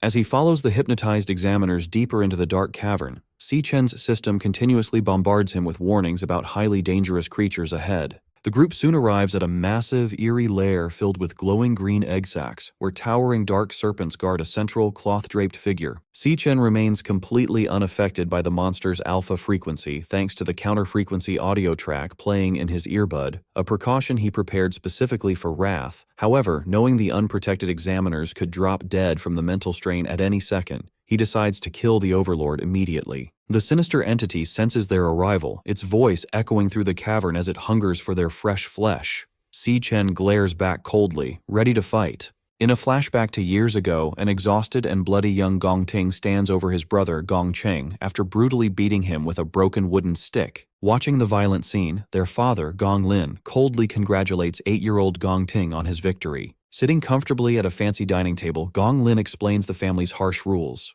The winner earns the right to eat, while the loser, young Gong Chung, must kneel on the ground until sunrise. Left outside, a bruised and beaten Gong Chung kneels obediently as his stomach growls from hunger. Gong Ting secretly approaches his defeated brother and offers him a piece of bread. Surprised and scared, Gong Chung whispers that their father will severely punish him if he gets caught. Ignoring the risk, Gong Ting firmly tells his brother to shut up and eat. However, Gong Ting's act of kindness is quickly discovered. He is viciously slapped across the face and forced to kneel on the floor, trembling as his father holds a whip over him. Standing over his beaten son, Gong Lin asks if he understands why the Gong family has so much power and status today. He proudly declares that it is because he has never lost a single fight. He drills his ruthless mindset into his son, stating that winners make the rules and losers are forced to follow them. Still defiant despite the abuse, young Gong Ting asks his father if beating him means he gets to make the rules. Gong Lin simply laughs at the challenge. Years later, a badly beaten Gong Ting collapses to his hands and knees. He coughs up blood as his shattered sword falls to the ground, angrily asking his father why he refused his challenge for a fair duel. He demands to know why his father ordered Silas Lin to step in and attack him instead. Unbothered, Gong Lin smirks and explains that his true strength isn't just in his own hands, but in the power and authority he commands over others. Looking down at his defeated son, he says that the world does not run on fair rules. Instead, it runs on one simple truth: you must win no matter what. He continues to drill into Gong Ting that the method doesn't matter, only the final result. As a member of the Gong family, he is expected to always be number one, even if it means throwing away his family, his loyalty, and his own dreams. Gong Lin coldly finishes his lecture, stating that winning is the only reason Gong Ting is allowed to live. These harsh words echo back to Gong Ting's childhood, permanently scarring him with the belief that his survival depends entirely on always winning. Back in the present, the group stands in front of the massive hidden monster overlord. It is surrounded by a nest of giant snakes and glowing green egg sacs. Si-Chen remains completely unaffected by the creature's mind control magic because he prepared a special audio track in his earbud, expecting to face the Demon King Wrath sooner or later. Knowing the hypnotized examiners have no protection and could die from the mental strain at any second, he decides to kill the beast immediately. Right before he can attack, Gong Ting suddenly grabs his wrist and desperately whispers for him to stop. To break free from the monster's mind control, Gong Ting roughly digs his fingers right into his own severe chest wound, spilling fresh blood onto the floor. Breathing heavily from the intense pain, he admits he doesn't know how Si-Chen resisted the trance. He explains that hurting himself is his own way of keeping his mind clear. He urgently warns Si-Chen that a reckless attack will give away their position and get everyone killed. Sweating heavily, he points out the countless glowing eggs surrounding the monster's throne. He explains that if they trigger the nest, they will be swarmed by dozens of C-rank monsters, making survival impossible. Looking at the trap, he realizes the smart overlord disguised its home as a weak dungeon to lure in and kill unsuspecting awakeners. Because of this trick, he is sure the monster will eventually come to them on its own. He suggests a new plan. They should play along and stay still. The second the overlord gets close enough, they will launch a surprise attack and kill it together. Si-Chen looks a bit impressed, admitting he didn't expect Gong Ting to think so clearly and logically under pressure. Despite the compliment, Si-Chen completely rejects the plan. He warns Gong Ting that waiting won't work because this specific monster doesn't even need to move to kill them. He explains that the overlord doesn't need to attack them physically. With just a single thought, it can force anyone under its spell to kill themselves. Just as he says this, the hypnotized examiners prepare to end their own lives. Sato pulls out a saw, Yasmin points her gun at her head, and Ivan begins choking himself. Acting instantly, Si-Chen uses his lightning speed to strike all 3 examiners, knocking them safely unconscious before they can hurt themselves. The sudden movement catches the Overlord's attention. Realizing its prey is fighting back, the monster angrily declares that its food has been ruined. Reacting to the threat, the Overlord triggers the glowing green egg sacs, causing them to violently burst open. Dozens of dangerous C-rank blade arm mantises crawl out of the eggs as the Overlord orders the swarm to kill the intruders. As the deadly horde surrounds them, Gong Ting realizes their stealth plan is ruined and decides it is time for an emergency backup plan. Drawing his sword, he steps firmly in front of the unconscious examiners. He orders Si-Chen to grab the 3 adults and escape the dungeon, promising to hold off the monster swarm all by himself. Si-Chen is completely surprised by Gong Ting's selfless choice to sacrifice his own life for their safety. Gong Ting admits he knows he can't defeat the entire swarm of C-rank monsters alone. However, he firmly states that he can at least buy Si-Chen enough time to run away with the others. Clashing his flaming sword against a charging mantis, Gong Ting yells that he is taking responsibility. He blames himself for demanding the tiebreaker duel and dragging everyone into this deadly trap. The overwhelming physical strength of the monster's strike overpowers Gong Ting, easily knocking him backward. Stabbing his sword into the ground to stop himself from sliding, a panting Gong Ting stubbornly insists that since the situation is entirely his fault, he has to be the one to fix it. Si-Chen steps forward, admitting that he had completely misjudged his rival's character. As his system starts a class switch, he reminds Gong Ting that he wasn't the only one who agreed to the duel. Fully transforming into his level 24 Lightning Assassin class, Si-Chen summons a glowing blade of golden electricity. Surrounded by the swarm of mantis demons and the giant overlord's buzzing aura, Si-Chen channels his golden lightning and confidently announces that he has a plan.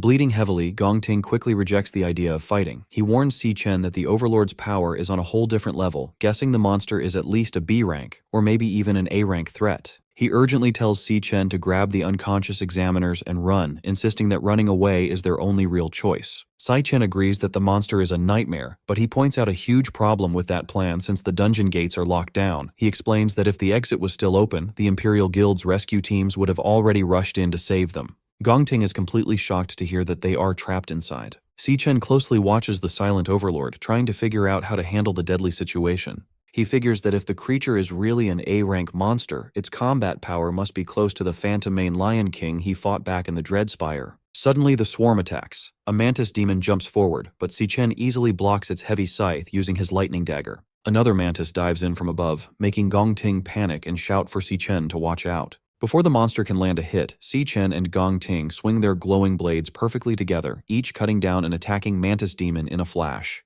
A moment later, a huge swarm of mantis demons screeches and charges right at them. Holding his bleeding chest, Gong Ting grits his teeth, realizing that with so many monsters coming at them, it is only a matter of time before they are completely overwhelmed. Ignoring the terrible odds, Si-Chen focuses his energy. Tapping into his Lightning Assassin class, he forms several crackling blades of electricity in his hand. With a quick move, he shoots out a wave of golden lightning blades, piercing right through several charging beasts all at once. Not stopping there, he activates his Flash God skill. Moving at blinding speed, he rushes straight into the swarm, easily cutting off the heads of multiple monsters in a single dash. Gong Ting watches this crazy show of power in total disbelief, thinking it should be impossible. He knows that the assassin class naturally has very weak base strength, making them almost useless against large groups of enemies.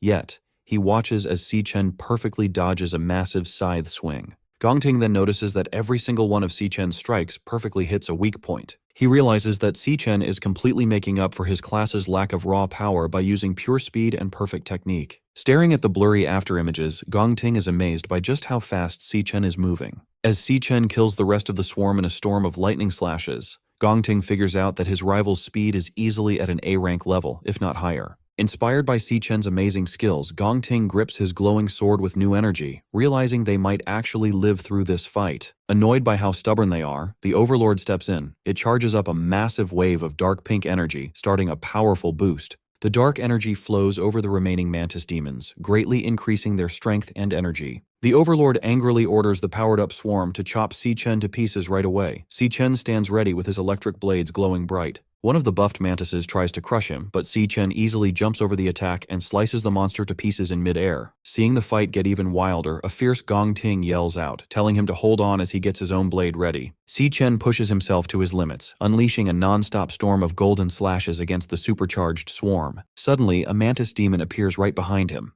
Relying on his crazy speed, Si Chen vanishes just in time to dodge the deadly strike. He reappears and instantly fights back with a rapid storm of close-range slashes, but his attacks fail to cut through the creature's tough new armor. The angry mantis hits back with a heavy blow. Si Chen blocks the strike but gets pushed far back by the sheer force of the hit. Panting heavily, he realizes that the Overlord's boost has pushed every single stat of these monsters right into the B-rank level. He notes that their shells have become as tough as solid iron, making it impossible to easily stab their weak spots, so he figures they need a way to completely break the armor first. Behind him, Gong Ting shouts his thanks, knowing Si Chen has bought him the time he needs. Abandoning his speed, stamina, and elemental control without hesitation, he pours every remaining ounce of power into pure strength. Flames erupt around his sword in a massive exploding pillar, Leah. Later that evening in the rental apartment, Ju Tong arrives with bags of groceries and apologizes for taking so long to buy the drinks. Si Yun, with Leo resting on her shoulder, tells her not to worry since her brother is not back yet anyway. Ju Tong is surprised to hear that he is still out. Ju Tong asks if Si Yun's brother knows she passed the Art Academy exam. Si Yun replies that she has not told him yet, but she did let him know she had huge news to share. Figuring he is just running late, she suggests they start without him. Just then, Si Yun holds up an empty jar and realizes they have run out of garlic sauce. She tells Ju Tong to wait at the apartment while she and Leo make a quick run to the store, adding that she will grab some snacks so they can celebrate properly. Shortly after, Si Yun finishes her shopping at a local convenience store and heads back outside. As they walk, Leo happily eats some food while hiding inside her backpack. Si Yun smiles and calls him a little angel for being so quiet the entire time. She warmly praises the cub for being a good boy and promises to buy him cookies next time. Without Si Yun knowing, she is being watched from a nearby alley. A man standing with a hooded partner holds a picture of her and reports over his radio that he has found their target. He then asks if they should attack. A voice over the radio tells him to wait and follow her until she is out of range of the street cameras.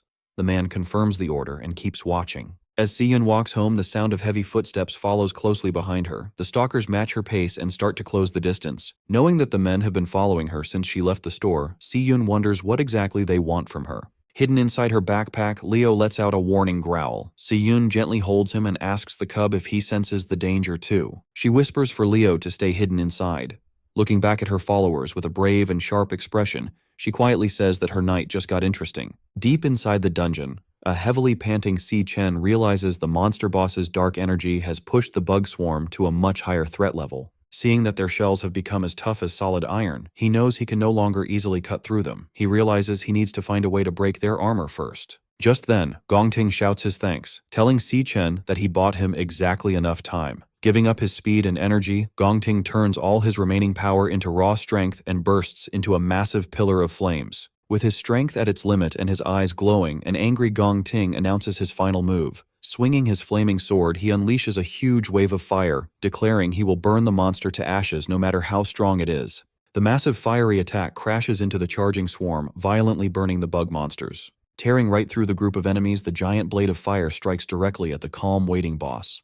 The strike explodes upon impact, trapping the monster in a huge, blinding blast of fire. Barely able to stand, Gong Ting falls to his knees and leans heavily on his sword. He realizes that his physical energy and magic are completely gone. Wiping sweat from his face, a tired Gong Ting breathes a sigh of relief. As the flames clear to show the burned remains of the swarm, he happily says that the fight is finally over. However, an evil laugh echoes from inside the fading fire. The boss calls out, mocking them by asking if that was really all they could do. Gong Ting freezes in pure shock, while Si Chen calmly looks toward the source of the voice.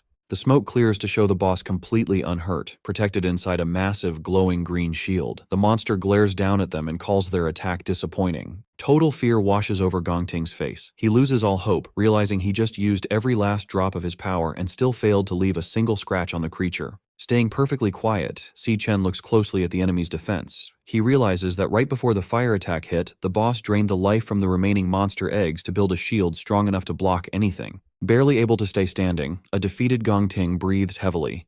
He loses all hope and wonders if this is really how they will die. Stepping past the broken Gong Ting, Si Chen offers him a deal. Starting to change his combat class, he offers to let Gong Ting take first place in the exam, but only if Si Chen gets to keep the entire cash prize. He adds one strict rule: Gong Ting must never speak a word about what he is about to see. Calling forth his glowing sword, Si Chen fully changes into his secret demonic class. Gong Ting stares in disbelief, shocked to realize that his rival actually has two different combat classes. Without warning, streams of glowing pink energy begin to violently pull themselves out from the dead bodies of the bugs. He activates a special skill that drains the leftover energy and strength from the nearby dead bodies, turning it directly into his own power. A massive pillar of pink energy bursts around Si Chen as his power levels rapidly shoot up to new heights.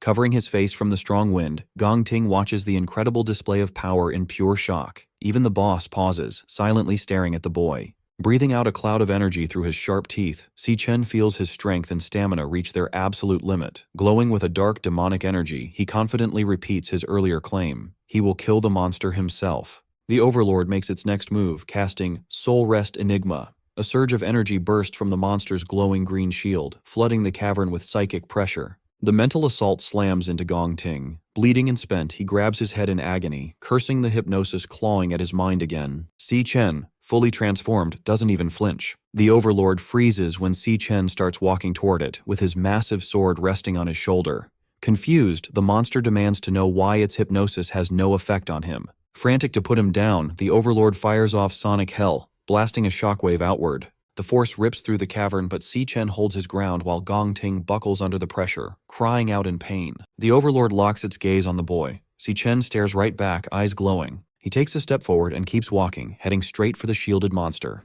Panic hits the Overlord. It stammers, unable to understand how its attack did nothing. The Overlord commands its summons to tear Si Chen apart, and a massive shadowy serpent lunges at him. Si Chen grips his glowing sword and with one brutal swing splits the serpent's head in two. The beast crashes to the ground.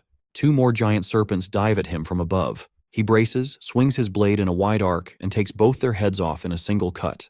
With his path clear, Si Chen charges straight toward the Overlord. The monster laughs, declaring its barrier can't be broken. Si Chen asks if that's true and leaps high, positioning himself above the glowing shield. The system announces his stellar warrior skill, Ossuary Collapse, draining the remaining strength from surrounding monster corpses to feed his own power. Si Chen lets out a roar. He brings his sword down with everything he has, and the barrier shatters into pieces. The Overlord stares in disbelief. Gong Ting can't believe it. His rival just destroyed the shield in a single hit. Si Chen drops his weapon and charges his fist with blinding energy.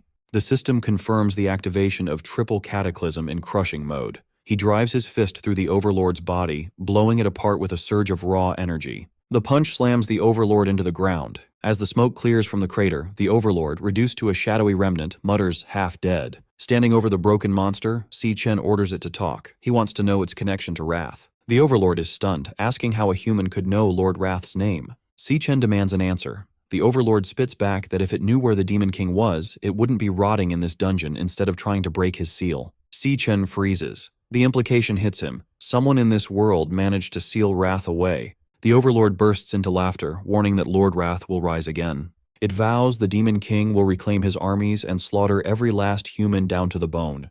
The Overlord's core ruptures and dissolves into the air. Si Chen reaches out as the system activates, devouring the monster's glowing green essence. The system confirms the absorption, granting Si Chen a new Flower Mage class called Phantom Sorcerer, equipped with the Overlord's psychic attacks and barrier skills. His level jumps to 25, and he earns 3 rare black-scale snake galls. Reviewing his new class, Si Chen connects the dots.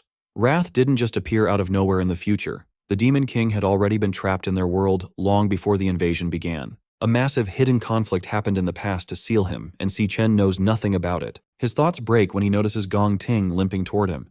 Injured and coughing blood, Gong Ting admits he never expected to fight a dual-class user. He concedes that Si Chen is on another level and acknowledges him as the winner of their duel. Gong Ting gives his word that Si Chen's secret is safe, promising to take everything he saw today to his grave. His strength gives out. He coughs up more blood and drops against the cavern wall. Si Chen tells him to hang on. With the Overlord dead, the dungeon exit should reopen, and the guild's rescue teams will pour in any second. Then Si Chen freezes. His passive pact skill triggers, flooding his mind with a warning. The system forces a shared vision on him, showing what his contracted beast, Leo, is looking at.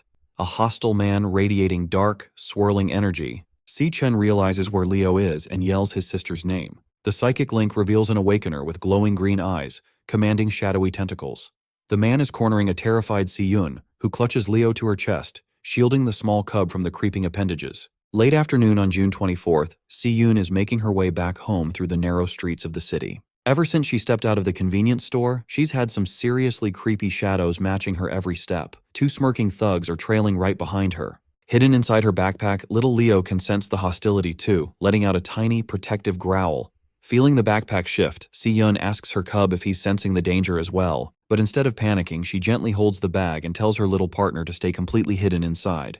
Rather than getting scared, Si-yoon turns back with a fierce, brave expression.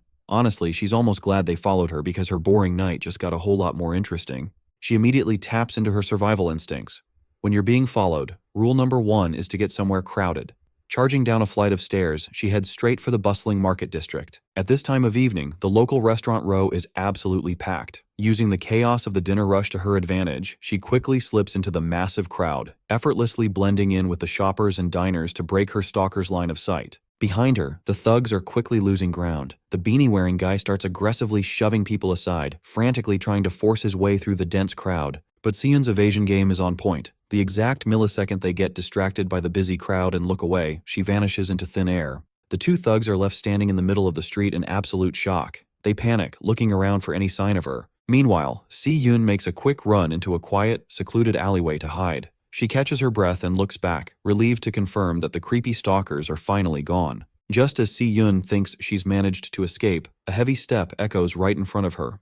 She stops dead in her tracks, startled to find a shady older man with slicked back white hair standing on the steps of her own apartment building. Casually puffing on a cigarette, he mockingly complains that he's been waiting forever because the building's door is locked. Her heart drops as she realizes this was a coordinated setup. Horrified, Si-yoon backs away, demanding to know who they are and how on earth they figured out exactly where she lives. Before she can get any answers, the two thugs from earlier catch up and block her exit, laughing about how the little chick can certainly run fast. Realizing she is completely cornered, Si-yoon tries to make a desperate break for it, dashing down the corridor, while the gang of hunters laugh maniacally at her futile attempt. But these guys aren't just ordinary street thugs.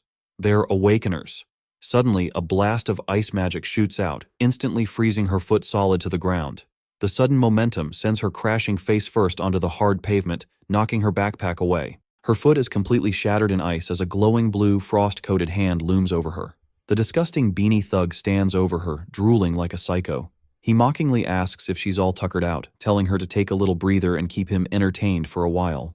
Just as the creepy stalker is about to lay his hands on her, Si-yoon screams out in panic. But before the creep can even touch her, a giant spectral paw slams directly into his face with insane force, sending him flying backward through the air and crashing brutally onto the pavement, which even surprises the white-haired leader. A heavy thud rattles the pavement. Stepping directly in front of a trembling Si-yoon is a colossal, majestic white lion. Si-yoon is shocked, staring at the majestic, glowing beast. Her eyes widen in pure disbelief as she realizes this legendary predator is none other than her little Leo. The beanie thug clutches his bleeding face, screaming in absolute horror. He frantically yells to his partner, crying about how the client who hired them never mentioned they'd have to fight a giant, overpowered monster lion. Leo lets out a deafening, earth-shaking roar that echoes throughout the entire alley. Completely terrified, the hooded stalker panics, frantically charging yellow lightning into his fists in a desperate, last-ditch effort to defend himself. But maintaining that massive, legendary form is way too exhausting for a baby cub.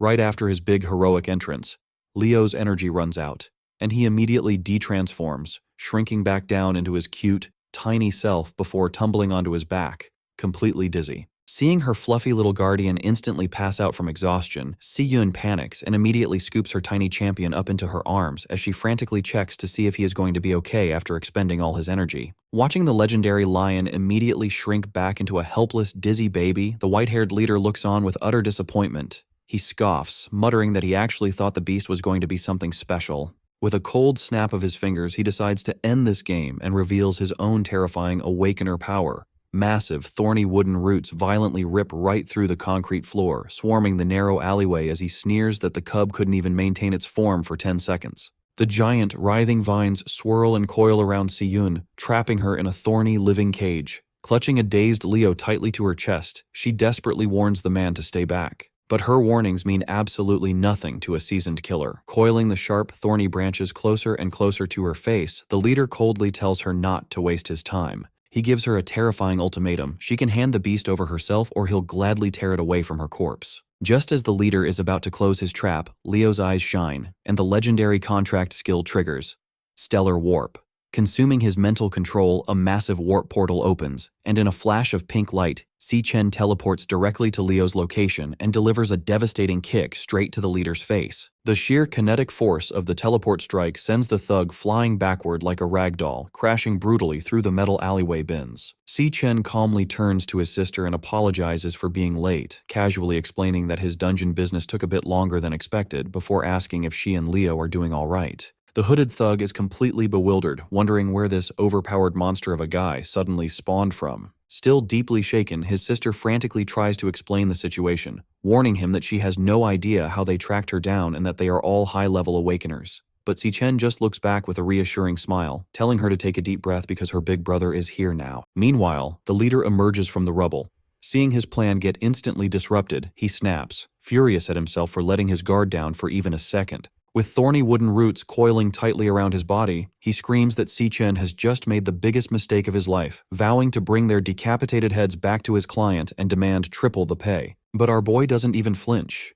Clenching his fist as golden lightning begins to violently crackle around his knuckles, Si-Chen calmly tells his sister to get behind him and stay there, promising that this is not going to take long. Si-Chen recalls his childhood. One day he is getting absolutely pulverized in a dusty alleyway. Leading the beatdown is an orange-haired bully who also happens to be his cousin, screaming at him to finally learn his place. The thugs pin young Si-Chen to the dirty floor, intending to break his spirit. But the bullies didn't count on his sister. A young Si-Yun suddenly charges into the alleyway wielding a massive metal pipe, ordering the thugs to get their hands off her brother. The arrogant orange-haired cousin isn't intimidated at all, mockingly laughing at the idea of this tiny girl trying to play savior. Seeing the gang shift their focus to his sister, a panicked Si-Chen desperately screams at his cousin not to take a single step toward her. He desperately reminds the bully of his solemn promise never to lay a hand on Si-Yun.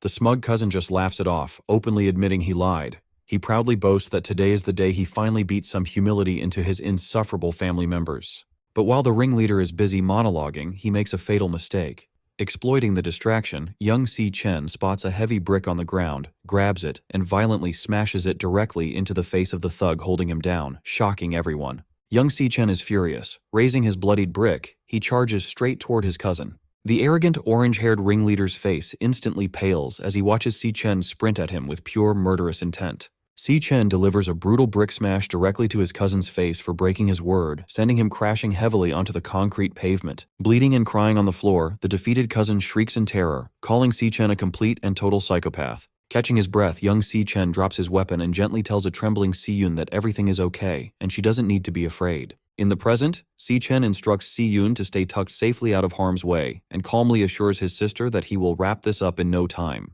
Refusing to let their prey escape, the stalkers charge straight at him, ready to cut him down. Clutching little Leo, Si-Yun panics. She frantically warns him that he's facing 3 highly dangerous, unhinged awakeners, convinced there's absolutely no way her brother can fight all of them simultaneously. The hooded thug charges in, winding up a massive, lightning-infused fist. He screams at Si-Chen, mocking him for just standing there and making no effort to defend himself. But before the guy can even register what's happening, Si-Chen counters with a single, devastating punch that sends him flying headfirst into the concrete wall. Watching her brother effortlessly fold a high-level awakener with one hand, Si-Yun's jaw completely drops. Right on cue, the bleeding beanie thug leaps, desperately lunging with his glowing elemental dagger. Without even breaking a sweat, Si-Chen cleanly catches the thug's wrist mid-air before delivering a brutal knee strike straight to his face. The sheer kinetic force of the strike launches the beanie thug backward, leaving him crumpled in the alleyway garbage bins. Instantly, a massive thorny wooden root rips through the alley toward him, but with insane reaction speed, Si-Chen effortlessly tilts his head to evade the surprise attack. The heavy vine misses entirely, snapping violently against the tiled brick wall behind him. Seeing his subordinates easily taken out, the white-haired leader completely loses his mind, screaming in fury that a mere kid in a school uniform is making a mockery of them. Channeling his plant magic, the boss summons a swarm of massive, glowing wooden spikes, furiously vowing to turn Si-Chen into a human pincushion. Si-Chen remains calm, and tapping into his godlike agility, he seamlessly slips and weaves through the incoming storm of razor-sharp vines without getting a single scratch. In a single fluid motion, Si-Chen launches himself straight through a gap in the defenses, closing the distance instantly. The white-haired boss is horrified, screaming that this shouldn't be possible and panicking over how anyone could move like that.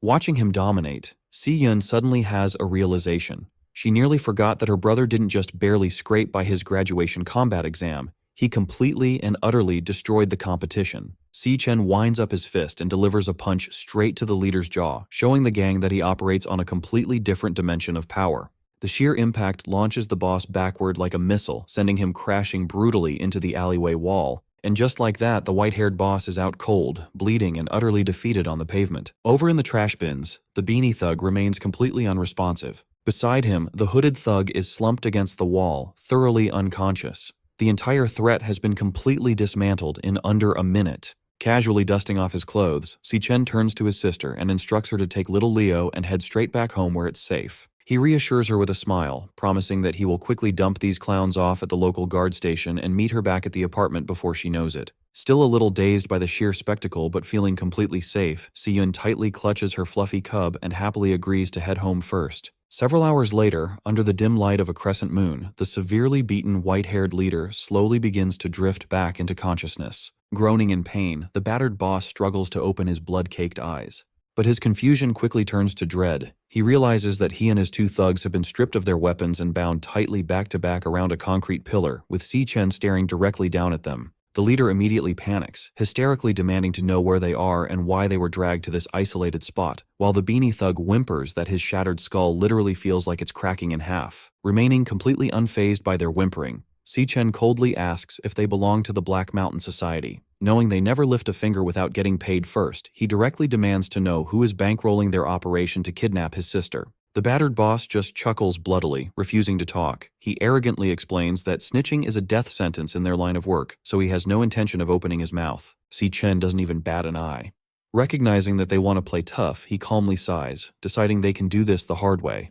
Suddenly, a dark, swirling energy wraps around him as his system initiates a class switch. The system confirms the switch is complete, revealing Si Chen's terrifying level 25 Phantom Sorcerer class. Armed with dark psychic manipulation spells like Soul Rest Enigma and Ripple Hell, he's about to show these mercenaries a level of mental torture they won't ever forget. Interrogating his captives, Si Chen wastes no time and activates his newly acquired Phantom Sorcerer magic to force his way into the white-haired leader's mind. Under the weight of the hypnosis spell, the mercenaries' mental defenses begin to fracture. Before anyone can process the shift, a thorny root erupts from the concrete right next to them. Terrified, the beanie-wearing thug screams in panic, demanding to know what is happening to his boss. Unmoved by their cries, Si Chen unleashes Soul Rest Enigma and targets the legs first. In a flash, a sharp vine pierces cleanly through the leader's thigh, painting the floor red. Si Chen then calmly marks the hands as his next target. Another thorny branch thrusts upward, impaling the mercenary's palm to ensure he can never threaten anyone again, making it clear that this agony is exactly what they deserve for ever daring to lay their hands on his sister.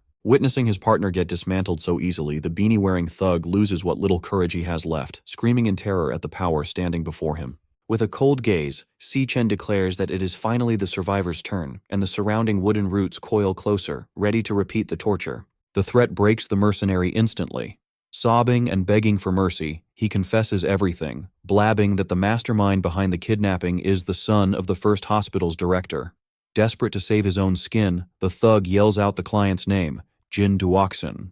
At 5 o'clock that evening, at a lavish rooftop pool party atop the Purple Peak Tower, Jin Duoxin is lounging, unaware that his hired thugs have already sold him out. His wealthy friends start teasing him, laughing about how the legendary campus heartthrob was rejected twice by a single junior schoolgirl. Jin Duoxin fumes in silence, swearing that she made a fool of him in front of everyone, and promises himself that she will regret every second of it tonight. Annoyed by the constant mocking, he snaps at a girl trying to follow him and storms off toward the restroom to clear his head. While he is at the urinal, the restroom lights begin to flicker and buzz, instantly catching his attention. Growling in frustration, he curses his luck, complaining that even the building's electricity is plotting against him tonight. Suddenly, a shadow looms. Jin Duoxin spins around to find Si Chen standing behind him. Our boy calmly demands to know if he is indeed Jin Duoxin. Down in the surveillance room, the security guards gossip about how the rich kids bought out the top floor and shut off all the security cameras so they could party in private. One of the guards leans in, whispering a dark rumor that many of the girls up there did not come willingly, having been lured into a trap. Shocked by the revelation, the other guard can barely believe his ears. The informant confirms it, explaining that not long ago, a student took her own life after being abused at one of these parties, only for the wealthy parents to bury the scandal under a mountain of hush money. He warns his colleague never to be fooled by their expensive clothes and pretty faces because behind closed doors, these spoiled heirs are nothing but animals. Meanwhile, back in the restroom, Jin Duoxin panics and demands to know who this intruder is, threatening to call the police and have him thrown out immediately. Instead of replying, Si Chen calmly pulls out a phone and makes a call. Jin Duoxin freezes in terror as he sees his own phone ringing with an incoming call from his mercenary contact, Blackie. Holding the mercenary's phone, Si Chen glares at him, confirming that Jin Duoxin is indeed the one who ordered the hit on his sister. Horrified, Jin Duoxin demands to know what happened to Blackie, but his answer comes in the form of Si Chen effortlessly crushing the phone to pieces with crackling lightning. Overcome with terror, the spoiled heir backs away, screaming for the monster in front of him to stay back and desperately begging to know who he is dealing with. In an instant, Si Chen launches Jin Duoxin straight through the glass window of the restroom. Shattered shards rain down as the spoiled heir plunges to the pool deck below. Bleeding and bruised on the hard floor, Jin Duoxin frantically shrieks for help, begging anyone to save him. He looks toward the pool, only to find a chilling sight. Every single one of his party guests is already floating face down or slumped over unconscious. Si Chen steps out onto the deck, enveloped in a dark, ominous aura. Desperate to escape, Jin Duoxin crawls backward on his hands and knees, cursing in panic. Glaring up at the glowing eyes of his pursuer, he screams, demanding to know who he is, what he did to deserve this, and why he is being hunted. He tries to play his final card, loudly boasting about his father's high status as the director of the first hospital. He shrieks that if Si Chen lays a single finger on him, his father will use all his power and influence to have him buried. Tired of the empty threats, Si Chen orders Jin Duoxin to shut his mouth, instantly seizing control of the heir's mind with his hypnosis spell. Under the spell's influence, Jin Duoxin collapses to his knees. Si Chen looks down at his puppet and coldly commands him to pick up a sharp piece of the shattered glass. Jin Duoxin's hand automatically reaches down, gripping the sharp glass shard. It becomes clear that pure evil does not only hide inside dungeons. Instead, it walks among ordinary humans every single day. Jin Duoxin and his friends committed unspeakable crimes against a helpless student. These spoiled brats use their endless wealth to cover up their crimes, driving the poor girl to take her own life in despair.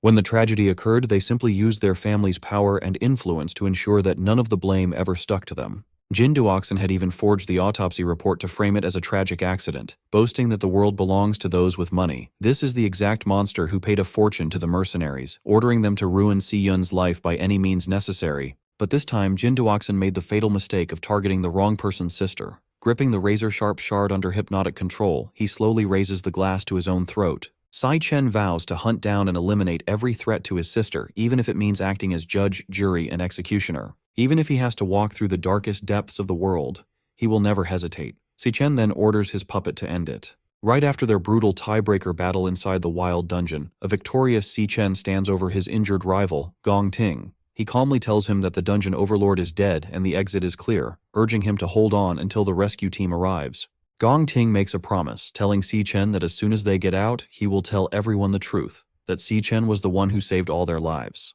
However, there is no time to celebrate. Si Chen's senses suddenly tingle, and through his mental link with his beast, Leo, he sees a terrifying sight. The creepy mercenary Blackie is closing in on his sister, Si Yun. Realizing she is in danger, Si Chen quickly activates his Stellar Tamer skill, Stellar Warp, using up his mental energy to teleport and instantly disappear from the cave. Gong Ting is left staring at the empty space in shock. He realizes that Si Chen isn't just a dual-class user, but is actually running multiple classes at once, making him wonder how many more secrets his rival is hiding. Shortly after, heavy footsteps echo through the tunnels as Director Gong Xuan bursts into the cave with emergency medics, frantically ordering them to save the students. The rescue team quickly rushes into the crater to reach Gong Ting. While they use healing magic to stop his heavy bleeding, Gong Xuan steps up to check on his condition. Looking at his badly injured student, Gong Xuan notes with sweat on his brow that the dungeon boss had terrifying B-rank power, telling Gong Ting that surviving a fight with such a monster is a total miracle. Meanwhile, other medics tend to the survivors, confirming that Sato Woda is stable and purified. Though physically safe, a traumatized Jasmine can only mutter in a daze about the mental nightmares she just survived. Gong Xuan then notices that Si Chen is missing. When the search teams find no sign of him, the director assumes the boy got scared and ran away, ordering his men to search the area. Furious, Gong Xuan blames the entire disaster on the incompetence of the inspection agency. He angrily declares that Gong Ting's injuries are their fault and promises to have every single inspector fired as soon as they return. On the other hand, Gong Ting's clever father, Gong Lin, looks at the bloody scene and smirks. He immediately starts spinning a fake story, framing the event as a tragic beast outbreak that the examiners simply couldn't handle. Gong Lin plans to tell the world that his heroic son stepped up to save everyone when all hope was lost. Guilt-ridden by this stolen credit, Gong Ting tries to speak up and admit that Si Chen was the one who actually killed the boss. However, his father cuts him off instantly by squeezing his freshly bandaged shoulder wound, causing him intense pain. He whispers a threat, telling Gong Ting that he will take the credit, while the nearby witnesses stay quiet out of fear. He coldly orders his son to clean up, stating that tomorrow's graduation ceremony is where Gong Ting will step into the spotlight as the school's greatest hero. Later that evening in their rental apartment, the mood is much happier. Over a hot meal, Jutong excitedly congratulates Si-yun for passing her exam and getting accepted into the prestigious Central International Academy of Arts. Jutong is thrilled for her best friend, cheering that Si-yun is finally chasing her dreams and is on her way to becoming a world-class artist. Meanwhile, Si Chen casually drinks his soda with a calm, deadpan expression. Noticing his lack of excitement, a pouting Si-yun asks why he looks so bored, as if he already knew she would pass. Si Chen quickly smiles and assures her that he is truly happy for her, though in reality he remembers that in his past life she had received her acceptance letter on this exact same day. Jutong admits she is highly jealous because studying in the elite city of Sanhaven is a rare opportunity that regular people can only dream of. However, Si-yun worries about how far away Sanhaven is and its high cost of living. Seeing her hesitate, Si Chen steps in and tells her to completely forget about money or any other worries. Placing his soda bottle on the table, he calmly announces that as soon as he graduates, he will be working in Sanhaven right alongside her. This news completely shocks both girls. They jump up, demanding to know how he got recruited by a Sanhaven guild, since those elite groups only hire the absolute best. Happy about the news, Si-yun cheers because they can move to Sanhaven together, while Jutong complains about her jealousy, joking that she will have to study hard to join them later. Watching his sister celebrate, Si Chen smiles warmly and makes a silent promise that, in this lifetime, she will never have to sacrifice her dreams for anyone again. Later that night, Si Chen takes a quiet shower to wash away the day's exhaustion. He thinks about his victories. His sister's stalkers are gone, and the stressful graduation exam is finally over. Best of all, his secret deal with Gong Ting is working perfectly. By letting his rival take the credit, Si Chen will receive the $1 million prize tomorrow, which is exactly what he needs to clear his family's debts. Relaxing in his room, he knows he cannot get comfortable yet.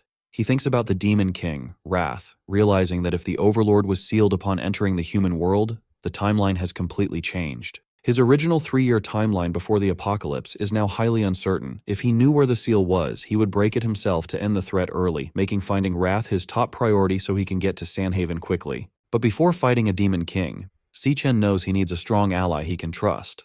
Fortunately, tomorrow's graduation ceremony is the perfect place to recruit the exact person he needs. Meanwhile, in a quiet tea room, Student Council Vice President Ling Yu meets with Carl Cavendish, the Vice Chairman of the World Guild Alliance. She reports that a dangerous rogue awakener called the Glutton was spotted in Everfield County, which immediately catches Carl's interest. Ling Yu explains that she rushed to the scene but found the security cameras cleared. The only clues left behind were fresh bloodstains and scratch marks on the ground, matching the killer's usual routine of destroying and consuming victims. She warns Carl that this killer specifically targets elite awakeners with rare, powerful abilities, and the rank of the victims has been rising with every attack. This means the killer is stealing their strength and evolving rapidly by devouring increasingly powerful targets. Ling Yu warns that the glutton never stops once he targets an area, and she feels another attack is coming. Carl simply smirks, finding the timing of the monster's arrival interesting. Sliding a new file across the table, Ling Yu adds that the glutton's most recent attack took place in an alleyway within a low-income housing neighborhood. Remarkably, the exact location of the murder is less than 100 meters away from Si Chen's apartment. Although they have no photos of the glutton, Ling Yu notes that Si Chen's power has been growing at an impossibly fast rate. But before she can finish speaking, Carl smirks, suggesting that the power-devouring glutton is actually Si Chen himself. At the academy, Principal Yuan Long's assistant asks why he is skipping the graduation ceremony for the very students he helped raise. Wenlong smiles and explains that he only wanted to give his students a safe place to grow when they were weak, but now they have finally grown up. With that, he releases his birds out the window, saying it is time for them to go out and find their own paths in life. However, he notices one stubborn bird staying behind in the cage, making him wonder where it actually wants to go. Over at the massive graduation hall, Ma Long and Xiang Zuo stare in awe at the huge venue, realizing the academy went all out to welcome the major guild leaders. Ma Long wonders how Si Chen and Gong Ting did in their secret trial, and while the twins discuss the academy's strict rules, Ma Long proudly brags that Lu Sheng definitely crushed the competition. But suddenly, Gong Ting's brother, Gong Chung, tells Ma Long to shut up and stop hyping up Si Chen. He laughs and claims that Si Chen has zero chance of winning, insisting that his brother Gong Ting is guaranteed to walk away as the champion. Annoyed by his arrogance, the group starts trading thumbs down and petty insults back and forth. Behind the scenes of the grand ceremony, Gong Lin looks around and notes that every major guild in the country has sent a representative. Since the entire board of the prestigious Imperial Guild is attending, the crowd outside is already buzzing with excitement to see these legendary figures. Soon enough, Imperial Guild co-founder Guam Yuan and founder Titan Ming make a grand entrance to greet the elite guests, prompting Gong Lin to quietly scheme for the upcoming board election. He plans to use this very ceremony to win over the undecided board members and break his dead-even vote tie. By doing this, Gong Lin is determined to finally seize the highly coveted chairman's seat for himself. He assures his son Gong Ting that Carl, the vice chairman of the World Guild Alliance, will personally hand him the champion's trophy, marking the start of their rise to the absolute top. However, he firmly warns Gong Ting not to screw this up, ordering him to go out there, give a perfect speech, and show the world what he is made of. Feeling suffocated by his father's intense pressure, Gong Ting remains silent while clenching his fist so tightly that his suit wrinkles. Right on cue, the host steps onto the main stage to kick off the highly anticipated 2157th National Awakener University graduation ceremony. As she announces that the final assessment is officially over, Ma Long and the twins in the crowd instantly light up with excitement. Now that all the powerful board members and school officials are seated, the historic ceremony officially begins. The entire auditorium erupts into loud applause, but while Gong Ting sits in tense silence, Si Chen calmly watches the show unfold. Next, the announcer takes the stage to officially reveal the results of this year's grueling assessment. She points dramatically to the gleaming gold trophy waiting on stage for the ultimate champion. She then introduces the special guest presenter, inviting Carl Cavendish, the vice chairman of the Global Guild Alliance, to step forward. Under the bright spotlights and loud applause, Carl steps up, ready to personally announce the winner of the grand award. He starts by thanking the Imperial Guild for the invitation, saying it is an honor to witness Easternia's next generation of elite talent. Then, he quickly grabs everyone's attention by hinting that something highly unexpected happened during the final test, catching Ma Long and the twins completely off guard. He drops a massive bombshell, revealing that the low-level D-rank dungeon assigned for the exam was actually a highly dangerous disguised B-rank dungeon. This shocking news sends a wave of panic through the crowd, with people whispering that even professional teams struggle with B-rank threats, wondering how on earth the students survived. Carl goes on to explain that when all hope seemed lost, one heroic student used sheer skill and flawless technique to pull off the absolute impossible. He reveals that this lone warrior single-handedly defeated the B-rank dungeon boss and brought his entire team back alive. As a calm Si Chen and Gong Ting listen from the crowd, Carl gets ready to name the strongest graduate of their generation. He raises his arm and officially crowns Gong Ting as the undisputed champion of the year. Confetti rains down as a serious Gong Ting stands up to accept the crowd's roaring applause. Meanwhile, Ma Long and Xiang Zuo are completely losing their minds, absolutely convinced that the results must have been rigged for Si Chen to lose. Seeing this, Gong Chung immediately starts gloating, rubbing the victory in their faces and bragging that his brother is simply built different. The surrounding students are left in awe, murmuring that clearing a B-rank dungeon alone is on an entirely different level compared to their own struggles. The crowd continues to go wild, showering Gong Ting with praises for his legendary strength and looks. As Gong Ting slowly climbs the stage stairs, a calm Si Chen silently watches him from his seat. Looking back, Gong Ting instantly remembers their secret deal in the dark cave, where Si Chen offered him first place in exchange for the entire $1 million prize money. He vividly recalls Si Chen's only condition, which was to never tell anyone about his hidden demonic class transformation. Back in the present, Si Chen watches quietly, curious to see how his rival will handle the stolen spotlight. But as he stands before the massive crowd, Gong Ting is haunted by his father's harsh warning to give a perfect speech and show everyone his true worth. The announcer then warmly welcomes Gong Ting to the microphone to deliver his champion's speech. The crowd instantly falls in love with him, praising his calm and dignified look, calling him a true hero in the making. They whisper that he is a worthy heir to the prestigious Gong family with a limitless future, which makes a proud Gong Lin smile in approval. Looking down at his notes, he bitterly questions if this stolen glory is all his worth really amounts to. He begins by acknowledging that the vice chairman was absolutely right about the heroic feats of surviving a hopeless fight, saving the team, and defeating the boss. But then he drops a shocker and reveals the truth. None of those legendary deeds were his, because it was actually all Si Chen. This sudden confession catches everyone off guard, leaving both Si Chen and Carl completely speechless. Hearing this, Gong Lin loses his mind, fuming with rage as he watches his son throw away their family's carefully crafted glory. Meanwhile, Gongcheng panics and shouts in disbelief at his brother's decision while the nearby students whisper in confusion. Gongting continues, explaining that the exam went completely wrong, the examiners were knocked out, and only he and Si Chen remained to face the threat. He praises Si Chen as a brilliant lightning assassin, a prodigy who defeated waves of high-level beasts using nothing but pure skill and instinct. Watching his rival fight showed him what true strength looks like, admitting he had never seen that level of power before. He named Si Chen the rightful champion, making our hero glad that his rival kept his secret demonic double-class safe. Panic quickly erupts in the arena as the crowd questions the Academy's integrity, wondering if the official results were rigged from the start. However, instead of getting angry, Carl simply smirks, highly amused by this dramatic turn of events. Seizing the moment, Ma Long and Shang Zuo demand a full investigation, convinced the exam was rigged to hold their friend back. At the same time, the guild founders sit in silence, processing this sudden disruption to their carefully planned event. Guam Yuan immediately demands answers from Gong Lin, stating that the public deserves a clear explanation for this mess. But refusing to face this public humiliation, Gong Lin scoffs and storms out of the ceremony, leaving the confusion behind. Standing alone on the stage, Gong Ting tears up his prepared speech, determined to stop letting his father dictate his life. Back in his office, Principal Yuan Long watches his final bird fly away, which mirrors Gong Ting's choice to finally take control of his own path.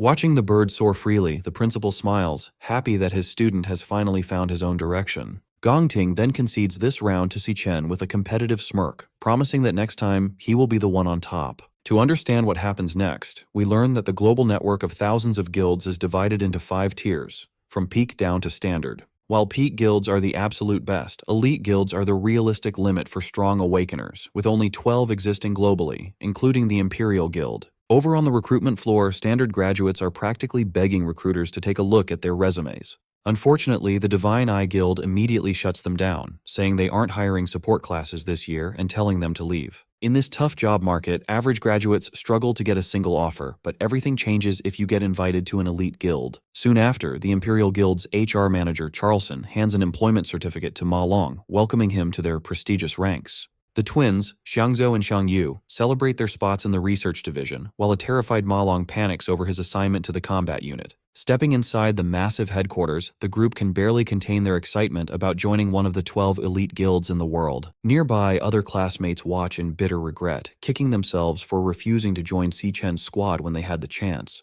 Even Gongcheng fumes with anger, dreading the fact that he will have to see these exact same people at work every single day. Meanwhile, in the executive elevator, Titan Ming asks about recruitment progress, learning that the double perfect scores expanded their intake this year. When the elevator doors slide open to reveal Carl, Titan Ming greets the vice chairman warmly and asks if he is visiting recruitment too. Carl reveals he came to personally see someone off, making Titan Ming realize that the alliance leader is keeping a close eye on their new recruit. Carl chuckles, admitting that the Imperial Guild secured an exceptional talent and got really lucky this season. Back at the registration desks, Charlson checks his database and notices that one final candidate has not submitted his paperwork yet. Annoyed, the manager calls out Ma Long, demanding to know why their star rookie, Si Chen, is wasting everyone's time and delaying the process. Realizing his leader is indeed missing, Ma Long frantically scans the crowded room and calls out for his friend in a panic. Just then, Si Chen casually strolls back from a bathroom break, only to get yelled at by his anxious teammates for wandering off now.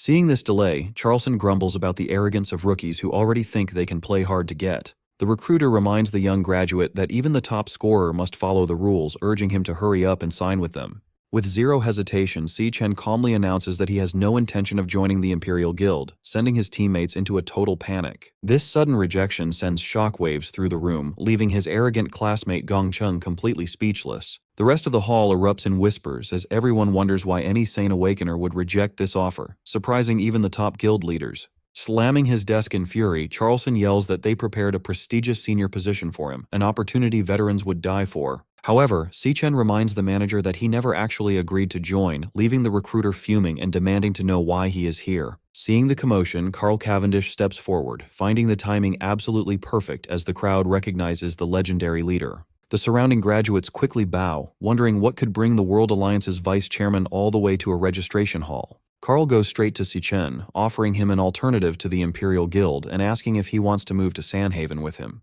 He even offers to personally nominate Si-chen for the Ember Star Knights, shocking both Gongting and Titan Ming. Instantly, the hall erupts in whispers at the mention of the Ember Star Knights, a name usually reserved for major global headlines. The graduates whisper that there are only 6 peak guilds globally, rumored to have enough power to level an entire nation if they wanted to. On top of that, these god-tier groups never recruit publicly, relying solely on private invitations and personal referrals. Yet, unmoved by this amazing offer, Si-chen politely declines, explaining he is actually there to recruit teammates for his own organization. Hearing this, Ma Long and the twins freeze in shock, realizing their friend has somehow already founded his own group. Snatching his card away, Charleston mocks the idea of a rookie running a startup, reading the name Black Raven Guild aloud with a sneer. He yells that registering a new guild is strictly restricted, expensive, and requires a formal referral that a rookie graduate could never get anyway. The manager scoffs, demanding to know how a kid fresh out of school with zero backing could have possibly pulled off such a feat. However, the reception desk quickly chimes in, confirming that the database lists the Black Raven Guild as a legitimate organization, freezing Charleston in shock.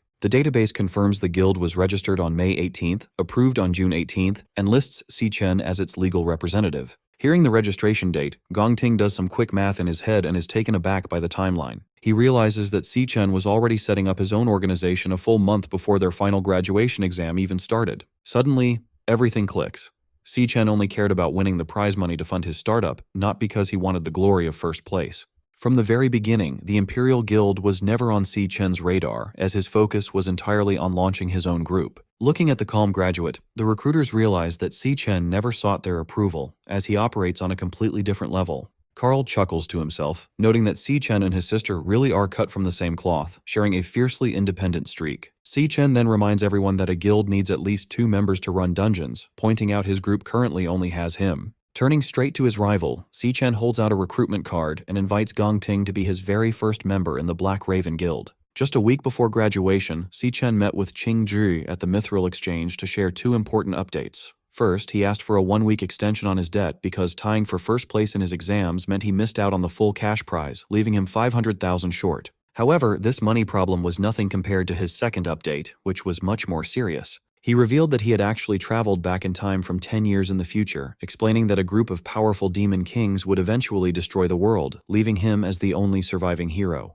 Si-chen then described how the apocalypse began, explaining how the first demon king, Wrath, used destructive energy waves to tear the earth apart. He went on to explain that a brilliant inventor named Qing-Zhi stepped up to save humanity by creating and donating a special defensive tool called the Stillstone. Thanks to this invention, humanity managed to survive Wrath's deadly waves, buying survivors enough time to gather their strength and fight back. Hearing this, Qing-Zhi stood up in pure shock, because while the Stillstone was designed to block wave magic, the device was currently just an unshared idea in his own head, proving that Si-chen was telling the truth. Si-chen immediately invited Qing-Zhi to join his team and work for him. On June 26th, after receiving the full debt payment, Qing-Zhi happily returned Si-chen's weapon to him inside the Mithril Exchange archive room. To cover the interest, Si-chen also pulls a pouch of rare materials from his inventory and drops premium loot like poison cage ant legs, mantis spikes, and a rare snake gall onto the table. Qing-Zhi is thrilled with the high-quality haul and praises his partner, but Si-chen casually brushes it off, explaining he was in a hurry and could only grab those few items. Qing-Zhi then asks how recruitment is going for the new Black Raven Guild, and Si-chen admits his top candidate rejected the offer. This news surprises Qing-Zhi, who assumes this setback will delay Si-chen's planned relocation to the elite city of Sanhaven. However, Si-chen reveals he is actually speeding up his timeline, explaining that his original plan to save the world had 3 phases. The first phase was simple: build a standard rookie guild from scratch with a small team. The second phase involved leveling up the guild to gold status to get permission to challenge S-rank dungeons. Finally, he planned to go to Sanhaven, find the dungeon holding the Demon King of Wrath, and defeat him early. But recent events have ruined his calculations, and Si-chen warns that Wrath may have already appeared much sooner than in his past life. Therefore, he must reach Sanhaven immediately and recruit teammates after arriving, leaving Qing-Zhi amazed at how complex the situation is becoming. Wanting to help, Qing-Zhi reaches into his pocket and presents a small digital music player, hoping his quick preparation can turn the tide. He explains that he had a producer friend create a catchy pop song encoded with a specific beta frequency and even secured a partnership with global superstar Michael Bruno. The plan is for the pop star to release the track as a lead single, spreading the frequency worldwide in less than a week. He explains that since this frequency can neutralize Wrath's mind-controlling ripples, broadcasting the song is their most efficient defense system on short notice. Si Chen is amazed that his partner set up a global defense in just 7 days, while Qing Ji simply adjusts his glasses, proud to help prevent the apocalypse. Before Si Chen can even process this massive achievement, Qing Ji reveals yet another surprise. Using his storage ring, Qing Ji projects a custom smartwatch onto Si Chen's wrist, explaining he built it to track S-rank threats and their past locations. He proudly explains that this unique prototype will be the ultimate tool for hunting down Wrath before the invasion begins. Si Chen is surprised that the radar outperforms his own system, realizing his new partner is a genius who built a revolutionary tracking device in 1 week. Qing Ji admits he wishes he had the combat power of an awakener to fight on the battlefield directly. Si Chen quickly reassures him, saying his technological help is already invaluable and promising to handle the combat himself. Still, Si Chen remains on high alert, knowing Wrath is just the vanguard of the invasion, and resolves to gather more intel on the Demon King. Later that evening, inside a rainy hospital, the spoiled heir Jin Duoxin is locked in a padded cell as a drooling mess from Si Chen's hypnosis, while his furious father, Ronald Jin, watches. The angry old man demands to know who dared to break his family's pride and ruin his son.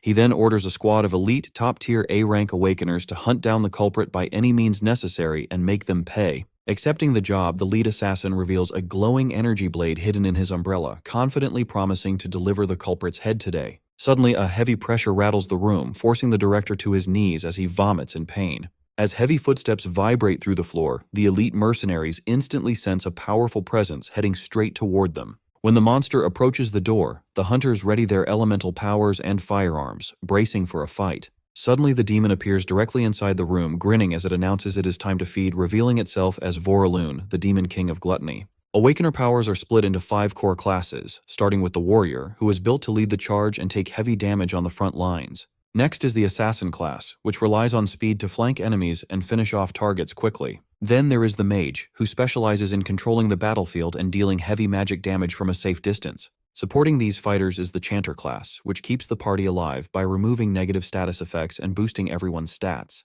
However, there is a 5th core class that stands completely on its own, operating under a unique philosophy. This offensive class completely abandons defense, trading personal safety for the highest raw destructive power in the entire system. Si Chen lands in the volcanic depths of the 2nd floor, ready to face the Dreadspire Overlord, a monster wielding the destructive power of the Archer class. As he dodges plasma beams in the volcanic cavern, Si Chen tracks the trajectory of the last shot to find the sniper's hiding spot. He realizes that although the boss's ranged attacks are incredibly powerful, it has to recharge between shots, giving him a brief window to strike right before a tail rustles in the distance. Seizing his chance, Si Chen charges in with his lightning dagger ready for a quick, decisive strike to end the monster, but he realizes too late that it is a trap. Suddenly, the monster fires a beam of light that causes a massive explosion, and Si Chen jolts awake in his bed, gasping for air as he returns from the Void Tower. Still shaken, he cannot help but curse the sneaky monster. Stretching after a long night, Siyun finds her brother slumped on the couch looking like a zombie, while the little cub, Leo, sleeps on his chest.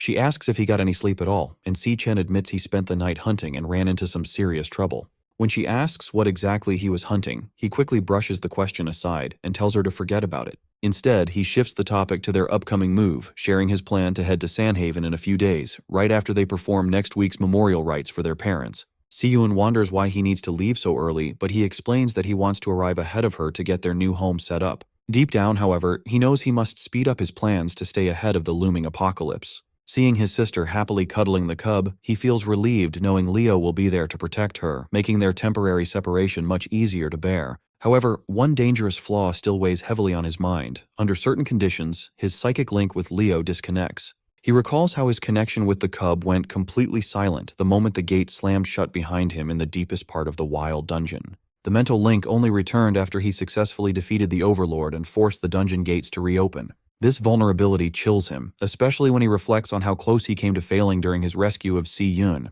If his victory over the boss had been delayed by even half a minute, his sister and her companion would have been killed by the mercenaries. Before he sets off, Si Chen asks his sister if he can borrow Leo for his trip to Sandhaven. This sudden request catches both Si Yun and the little cub completely off guard. In this world, dungeons are rare and highly competitive commodities because clearing them yields extremely valuable resources. Because of this, the government auctions off the clearance rights for newly discovered dungeons, turning high-rank locations into multi-million-dollar bidding wars. Wealthy elite guilds quickly bid fortunes to monopolize all of these high-rank dungeons.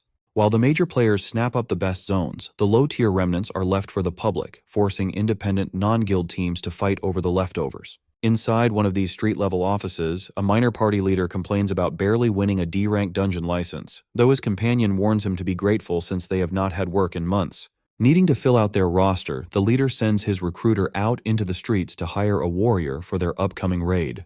Since government regulations strictly forbid entering dungeons with fewer than 2 people, unaffiliated awakeners who fail to join proper guilds gather at local markets to form desperate temporary teams just to get by. At the market, a desperate E-rank nuclear chanter named Tanaka Daiki pitches his weapon-heating support skills to a potential team. However, the recruiter girl carrying the spiked bat immediately shoves him away, shouting that she only wants a warrior and has no use for a weak support class. Walking past the commotion, Si-chen realizes that the only way to ensure his sister's safety is to take Leo into a dungeon to gain combat experience and level up. Since his new guild does not have any dungeon rights yet and his private Dreamspire is far too dangerous for a young cub, he has to find a team in the public recruiting market.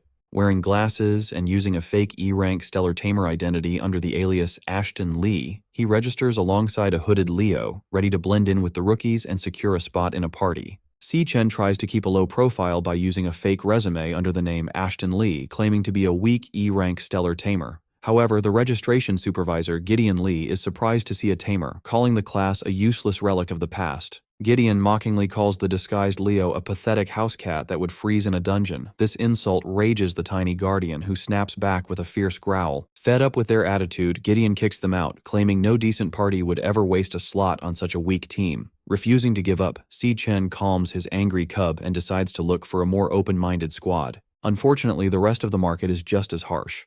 A muscular Vanguard recruiter scoffs at their resume, saying he needs strong meat shields who can take a hit, not an oversized rodent. Another recruiter dismisses them without a second thought, ordering Si-chen to leave before he wastes any more of her time. Even a pacifist monk rejects their application, explaining that he refuses to send an innocent animal to fight his battles.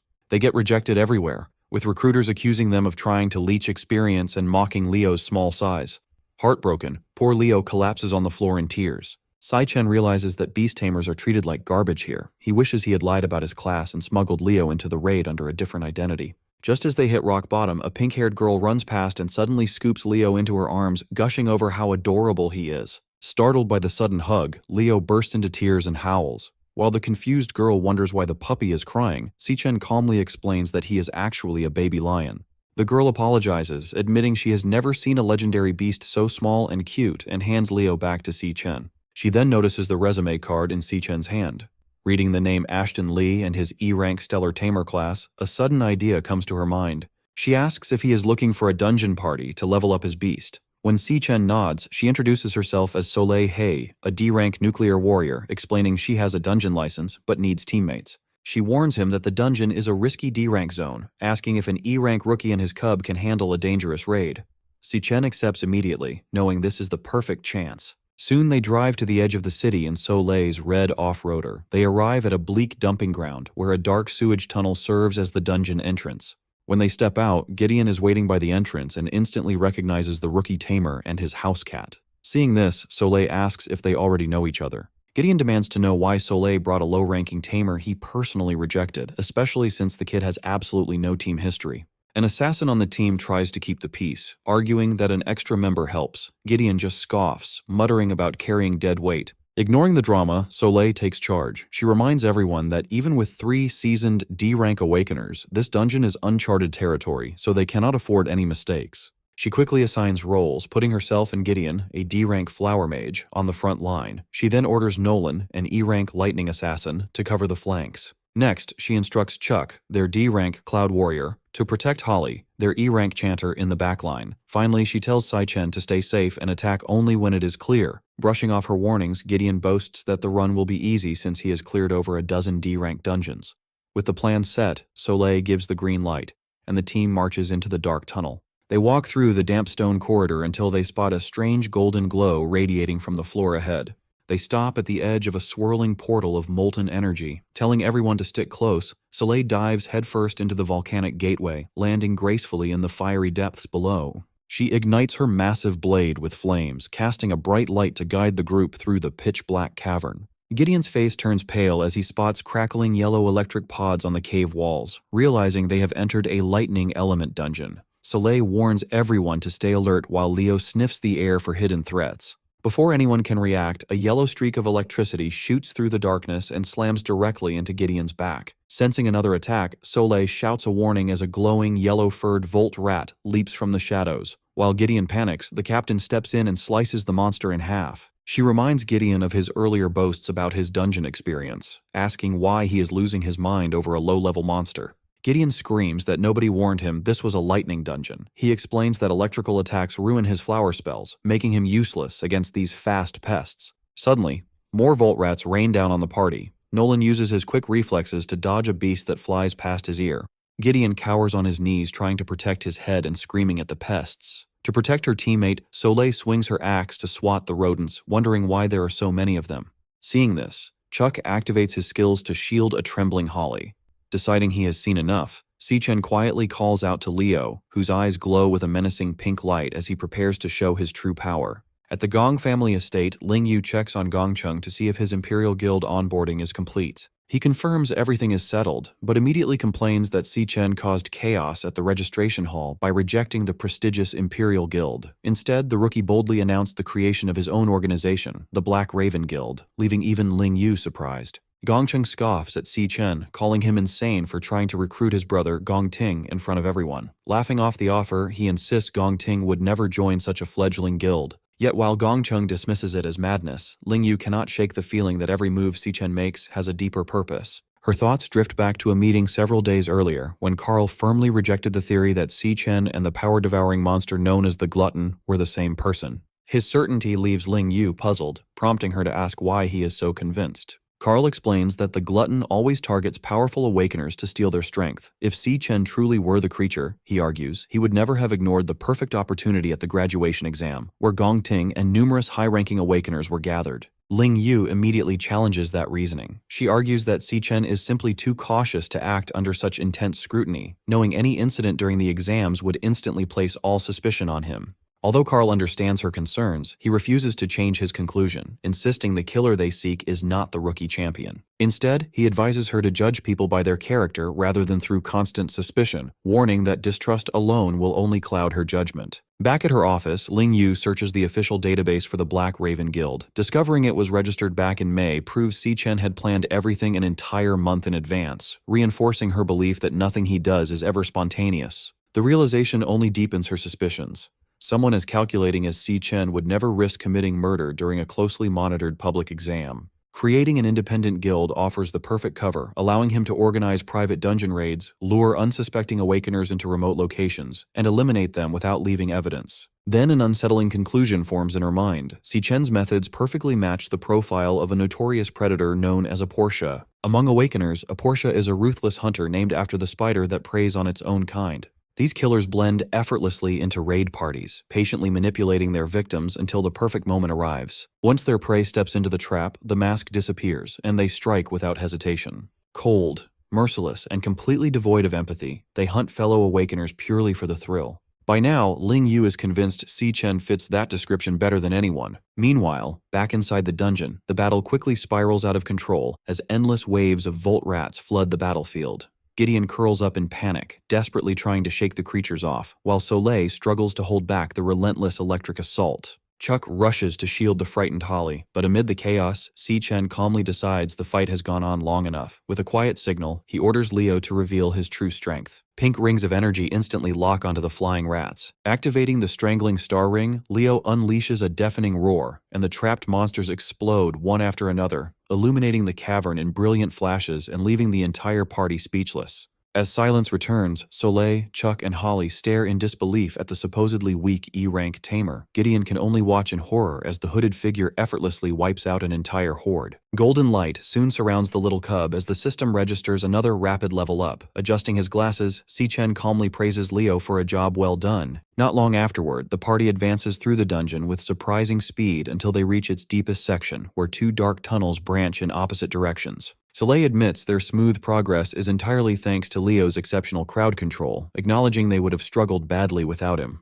Chuck and Holly happily agree, showering the purring cub with praise and affectionate pats. Unable to accept being overshadowed, Gideon bitterly mutters that he would have performed even better in a stellar-type dungeon. Ignoring his jealousy, Soleil shifts her attention to the crossroads and asks which path they should take. Nolan confidently points toward the narrow tunnel on the right, explaining that low-rank overlords often hide in cramped spaces to mislead intruders. Drawing from experience, he assures the group the boss is waiting there. Trusting his judgment, Soleil leads everyone into the passage. She warns them that although the boss belongs to a D-rank dungeon, its attacks can rival those of a C-rank monster. The moment it appears, she orders everyone to unleash everything they have before it can recover. As they move forward, Si-Chen quietly activates his system, bringing up everyone's ranks and tier classifications. From the previous battle, he concludes that Leo displayed remarkable combat instincts and excellent teamwork. At this pace, clearing the dungeon should promote the cub to D rank exactly as planned. However, one detail immediately catches his attention. As his gaze settles on Nolan, the system displays nothing but a flashing question mark instead of a rank. Despite claiming to be an ordinary E-rank assassin, Nolan is clearly hiding far greater strength. Since Demon Heart cannot read the status of anyone at B rank or above, Si-Chen quickly realizes the truth.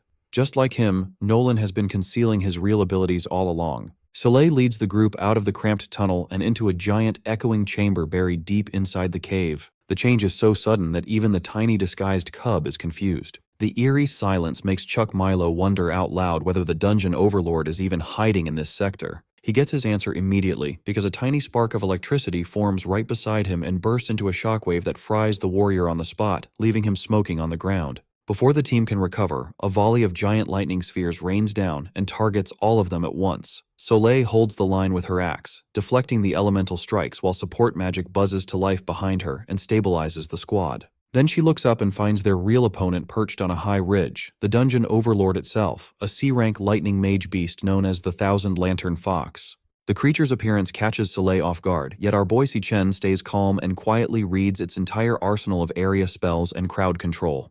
To him, a fight like this is not a threat at all, but a perfect training ground to level up his cub. The Overlord, however, wastes no time, and a rapid barrage of electrical spheres breaks through Soleil's guard and sends her crashing to the ground. As a massive bolt drops to finish her off, the little cub activates his telekinetic warp skill and yanks the captain aside, a heartbeat before the spot she stood on is vaporized. Angered by the interference, the beast turns on the cub instead and fires a giant electrical blast straight at Leo, swallowing the whole area in fire. But our boy is already a step ahead, and his stellar warp pulls Leo back to his side in the nick of time. With his companion safe, Si-Chen turns the near miss into a lesson, telling the cub that a true fighter always watches his surroundings and secures an escape route before unleashing his power. Cornered but still deadly, the Thousand Lantern Fox begins charging its ultimate magic, a high-tier spell called Thousand Falling Thunders. Seeing that, Gideon completely loses his composure and screams in despair, certain that the entire squad is about to be wiped out. But before the storm can fall, Nolan moves like a ghost. Flash Step closes the distance in an instant, and his blade punches clean through the beast's core. A strike so fast that even Si-Chen looks surprised. The Overlord collapses paralyzed, though its hovering spheres still float in the air. Studying what just happened, our boy notes that Nolan hit at the exact split second the boss was open, and a red like that does not belong to a rookie. Relieved to still be breathing, Gideon rushes forward to congratulate the rogue, praising the ambush and asking how he slipped behind the boss unnoticed. His praise quickly turns into suspicion though, and he demands to know how a supposed E-rank hunter could drop a C-rank overlord in a single blow, wondering out loud if Nolan lied about his rank. Then, seeing the weakened beast groan on the ground, he raises his chanter bell to steal the glory with the final blow. But before he can swing, a blade punches through his chest from behind, and the rest of the team freezes in shock. The attacker is Nolan, who lifts the dying mage off the ground with a sinister smile and admits that he likes taking his time to savor a kill. Watching the slaughter, a terrified Holly screams and bolts toward the dark escape tunnel. But Nolan has no intention of leaving witnesses alive, so he wraps his blade in a lightning orb and hurls it straight at the fleeing chanter's back. The blade explodes against the wall in a burst of flame and debris, bringing the ceiling down and sealing the only way out. That is when Si-Chen finally understands the reason behind the assassin's hidden rank. Nolan is a Portia, an awakener who joins raid parties for one purpose only, to hunt and murder his own teammates. Furious, Soleil yells at the assassin and demands to know what he is doing and who he really is. Tossing his cap aside, the hunter only laughs at the fear on her face and admits that he lives for the thrill of the hunt, finally revealing his true identity as Volt Lei, an A-rank lightning assassin, and now nothing stands between him and the rest of the party. Soleil Hay refuses to back down. Igniting her giant flame axe, she orders our boy to escape and find help while she stays behind to hold the line against the assassin. Volt Lei wastes no time, unleashing a barrage of crackling electric spheres straight at her. Soleil manages to deflect the initial onslaught, though the sheer force of the blasts leaves her rattled. The struggle only excites the killer, who boasts about how much he loves it when his prey fights back. Without hesitation, he hurls an even larger wave of lightning energy at the exhausted captain, and this time the spheres rain down without mercy. A massive series of explosions tears through the cavern, engulfing Soleil in a sea of flame and electricity. Volt laughs maniacally at the destruction, savoring the chaos he has created. As the smoke clears, the warrior captain lies defeated on the scorched ground. Volt lands near her and praises his luck, thrilled that such a clean setup has fallen right into his lap. He casually walks toward the defenseless captain, noting that since they are sealed away from the outside world, no one is coming to save her, which leaves him all the time he needs to play his sick game. Soleil lies beaten on the ground, barely clinging to consciousness. Volt Lei smiles, having no intention of letting her off easy, and cackling like a madman, he prepares to finish her off. But before he can strike, Si-Chen finally intervenes, delivering a kick to the assassin's face and sending him flying straight into a solid stone wall. Defeated and exhausted, Soleil weakly opens her eyes, trying to make out who has come to her rescue. She catches a glimpse of a dark silhouette standing tall in the firelight before finally passing out. With the witnesses out cold, our boy no longer needs to play the weak tamer. He takes off his glasses as yellow lightning crackles around his body, tells Leo to rest up, and decides to handle the rogue assassin himself. Meanwhile, Volt Lei rises from the dust, and instead of panicking, the psycho assassin looks thrilled, delighted to find a fellow high-level killer hiding among the rookies. Sensing our boy's lightning energy, the killer misreads the situation completely, assuming Si-Chen is a dual-classed stellar tamer secretly working as an assassin. He assumes they are after the same prize, believing Si-Chen has come to claim the rare A-rank weapon exclusive to their class. Furious at the thought of losing the loot he has spent 6 months tracking down, Volt Lei flies into a rage. Screaming that both the weapon and everyone's lives belong to him, he lunges toward our boy, but Si-Chen casually summons his dagger and deflects the strike. Refusing to let up, Volt Lei launches into a rapid-fire assault, determined to shred his opponent to pieces. Claws and steel clash in a rapid exchange of blows, yet Si-Chen doesn't even break a sweat, effortlessly parrying every strike without dropping his guard. Seeing this, Volt Lei finally starts to panic, unable to comprehend how this rookie has blocked his entire high-tier combo with just one hand. Desperate, he activates his flash step skill to outmaneuver his target and land a sneak attack. But our boy's reflexes are on another level entirely. Si-Chen counters with his own high-tier speed skill, Flash God, easily outstripping the rogue's movement, and lands a brutal slash right across the psycho's neck. Clutching his bleeding neck, the rogue assassin pants heavily, his mind racing. He is thoroughly shaken, realizing he has come just a split second away from being decapitated. Before he can even recover, Si-Chen teleports directly behind him, and the assassin barely has time to react before a kick slams into his face, launching him into the cavern wall. Blood drips onto the stone as the killer struggles to push himself up from the rubble. Kneeling in the wreckage, he wonders how a seemingly ordinary student could possess such overwhelming combat experience. Only then does he realize that his opponent hasn't even unleashed his full strength, and that the gap between them remains wider than any distance he could ever close. As Si-Chen calmly walks through the flames, a terrified Volt Lei wonders who this monster of a kid really is. He quickly realizes he stands no chance in a head-on confrontation, which forces him to change his strategy on the fly. Scrambling to his feet, he raises his hands and begs for a truce. In a desperate attempt to save his skin, the psycho offers to split the gear and cash from their fallen teammates 50-50, even sweetening the deal by offering our boy the exclusive A-rank weapon from the Overlord. Si-Chen's only response is to tighten his grip on his lightning-charged dagger. Ignoring the offer, he continues his slow, menacing march forward, leaving the killer frozen in surprise. Realizing his bribe has failed, Volt Lei smiles and accepts that the negotiation is over, finally understanding that he is dealing with a righteous hero type rather than a fellow plunderer. Showing his true colors, he activates his Thunder Form skill, summoning 2 crackling lightning clones and positioning them directly behind the defenseless Soleil and a barely conscious Gideon. Sensing the massive surge of magical energy at once, Si-Chen pauses and looks back to assess the threat. Holding the hostages with his newly created clones, Volt Lei grins and demands that our boy choose which of his teammates he wants to save, and whose head he is willing to take. On the cavern floor, the injured Thousand Lantern Fox slowly opens its eyes. Nearby, Volt Lei's lightning clones hold Soleil Hay and Gideon Lee hostage. He grins like a madman and taunts Si-Chen, telling him to pick which teammate lives and whose head he will take. But Si-Chen stays calm. He knows an assassin's clones are weak and easy to break. He gives a quick command, and Leo jumps into action. The cub unleashes his strangling star chains and binds both lightning clones at once. The glowing chains crush the copies until they burst into a blinding flash of light. Voltley uses the flash as the perfect distraction. He teleports right behind Si-Chen and strikes with his sharp energy claws, sure that he has caught his prey off guard. But Si-Chen is already one step ahead. He slides low and cuts off Voltley's right arm with a single slash, then coldly calls him pathetic. Voltley screams in agony. He can't believe a rookie just shut down the same ambush that let him slaughter countless veteran awakeners. Panic takes over, and Voltley tries to run before Si-Chen can kill him. But there is no escape. Sharp ice spikes shoot up through his legs and body, stop him in his tracks, and send him crashing to the floor. Panting in terror, the killer looks back at his attacker. To his horror, Si-Chen shows off another hidden power. He shifts into his level 25 Frostbone King form, covered in freezing ice armor, with Leo riding beside him on a floating ice seat. Voltley breaks down and screams. He finally understands that his opponent has far more than two classes and is a monster beyond his understanding. He begs for time, saying murder is illegal and that the authorities will hunt Si-Chen down. But Si-Chen just scoffs. He points out how pathetic it is for a ruthless killer to suddenly cry about the law. Desperate, Voltley throws away his pride and begs for his life, claiming it was all just a joke. Si-Chen isn't moved by any of it.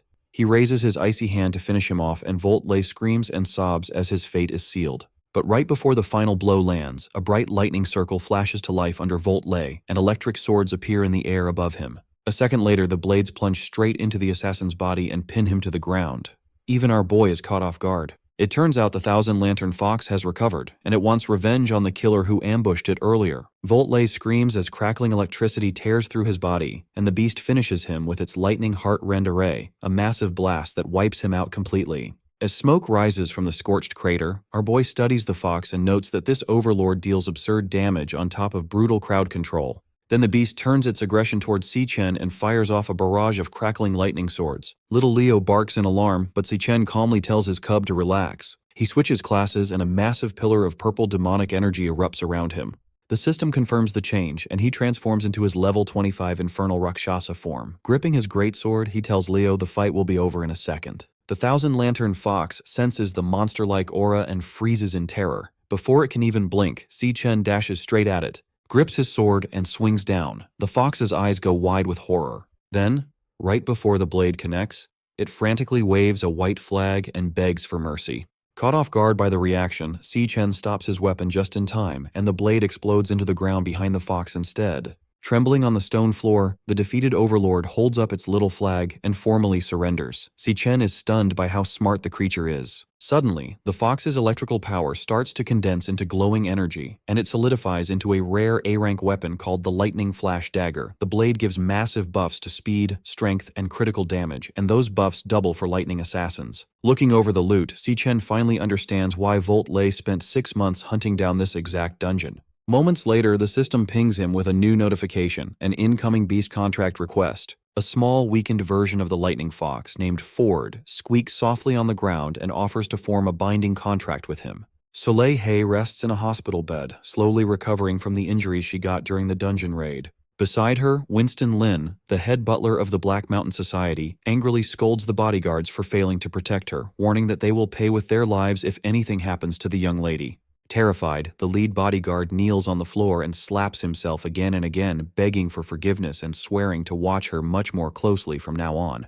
The moment Winston turns to Soleil, his harsh tone melts away. Crying, he pleads with his young mistress to never sneak off to dangerous dungeons behind his back again. But Soleil ignores his fussing and asks if they found anything about the tamer named Ashton Lee. The bodyguard explains that he searched the entire Awakener registry, but no one with that name exists. Soleil thinks back to the mysterious figure standing in the flames after saving her life. Could that rescuer be someone from her past?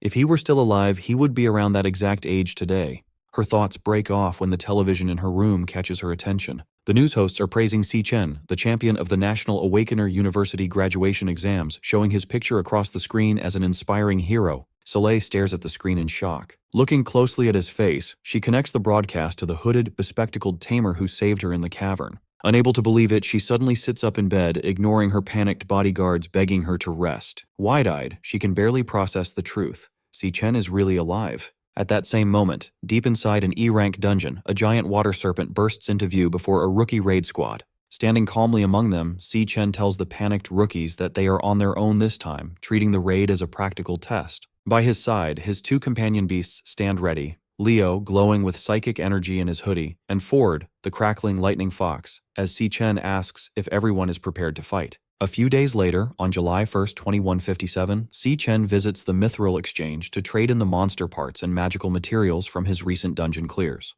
Behind the counter, Qingzhi examines the items and notes that while low-level loot means little to a top-tier fighter, it still sells for a great price. He then asks why Si Chen keeps hiding his identity to grind low-rank dungeons.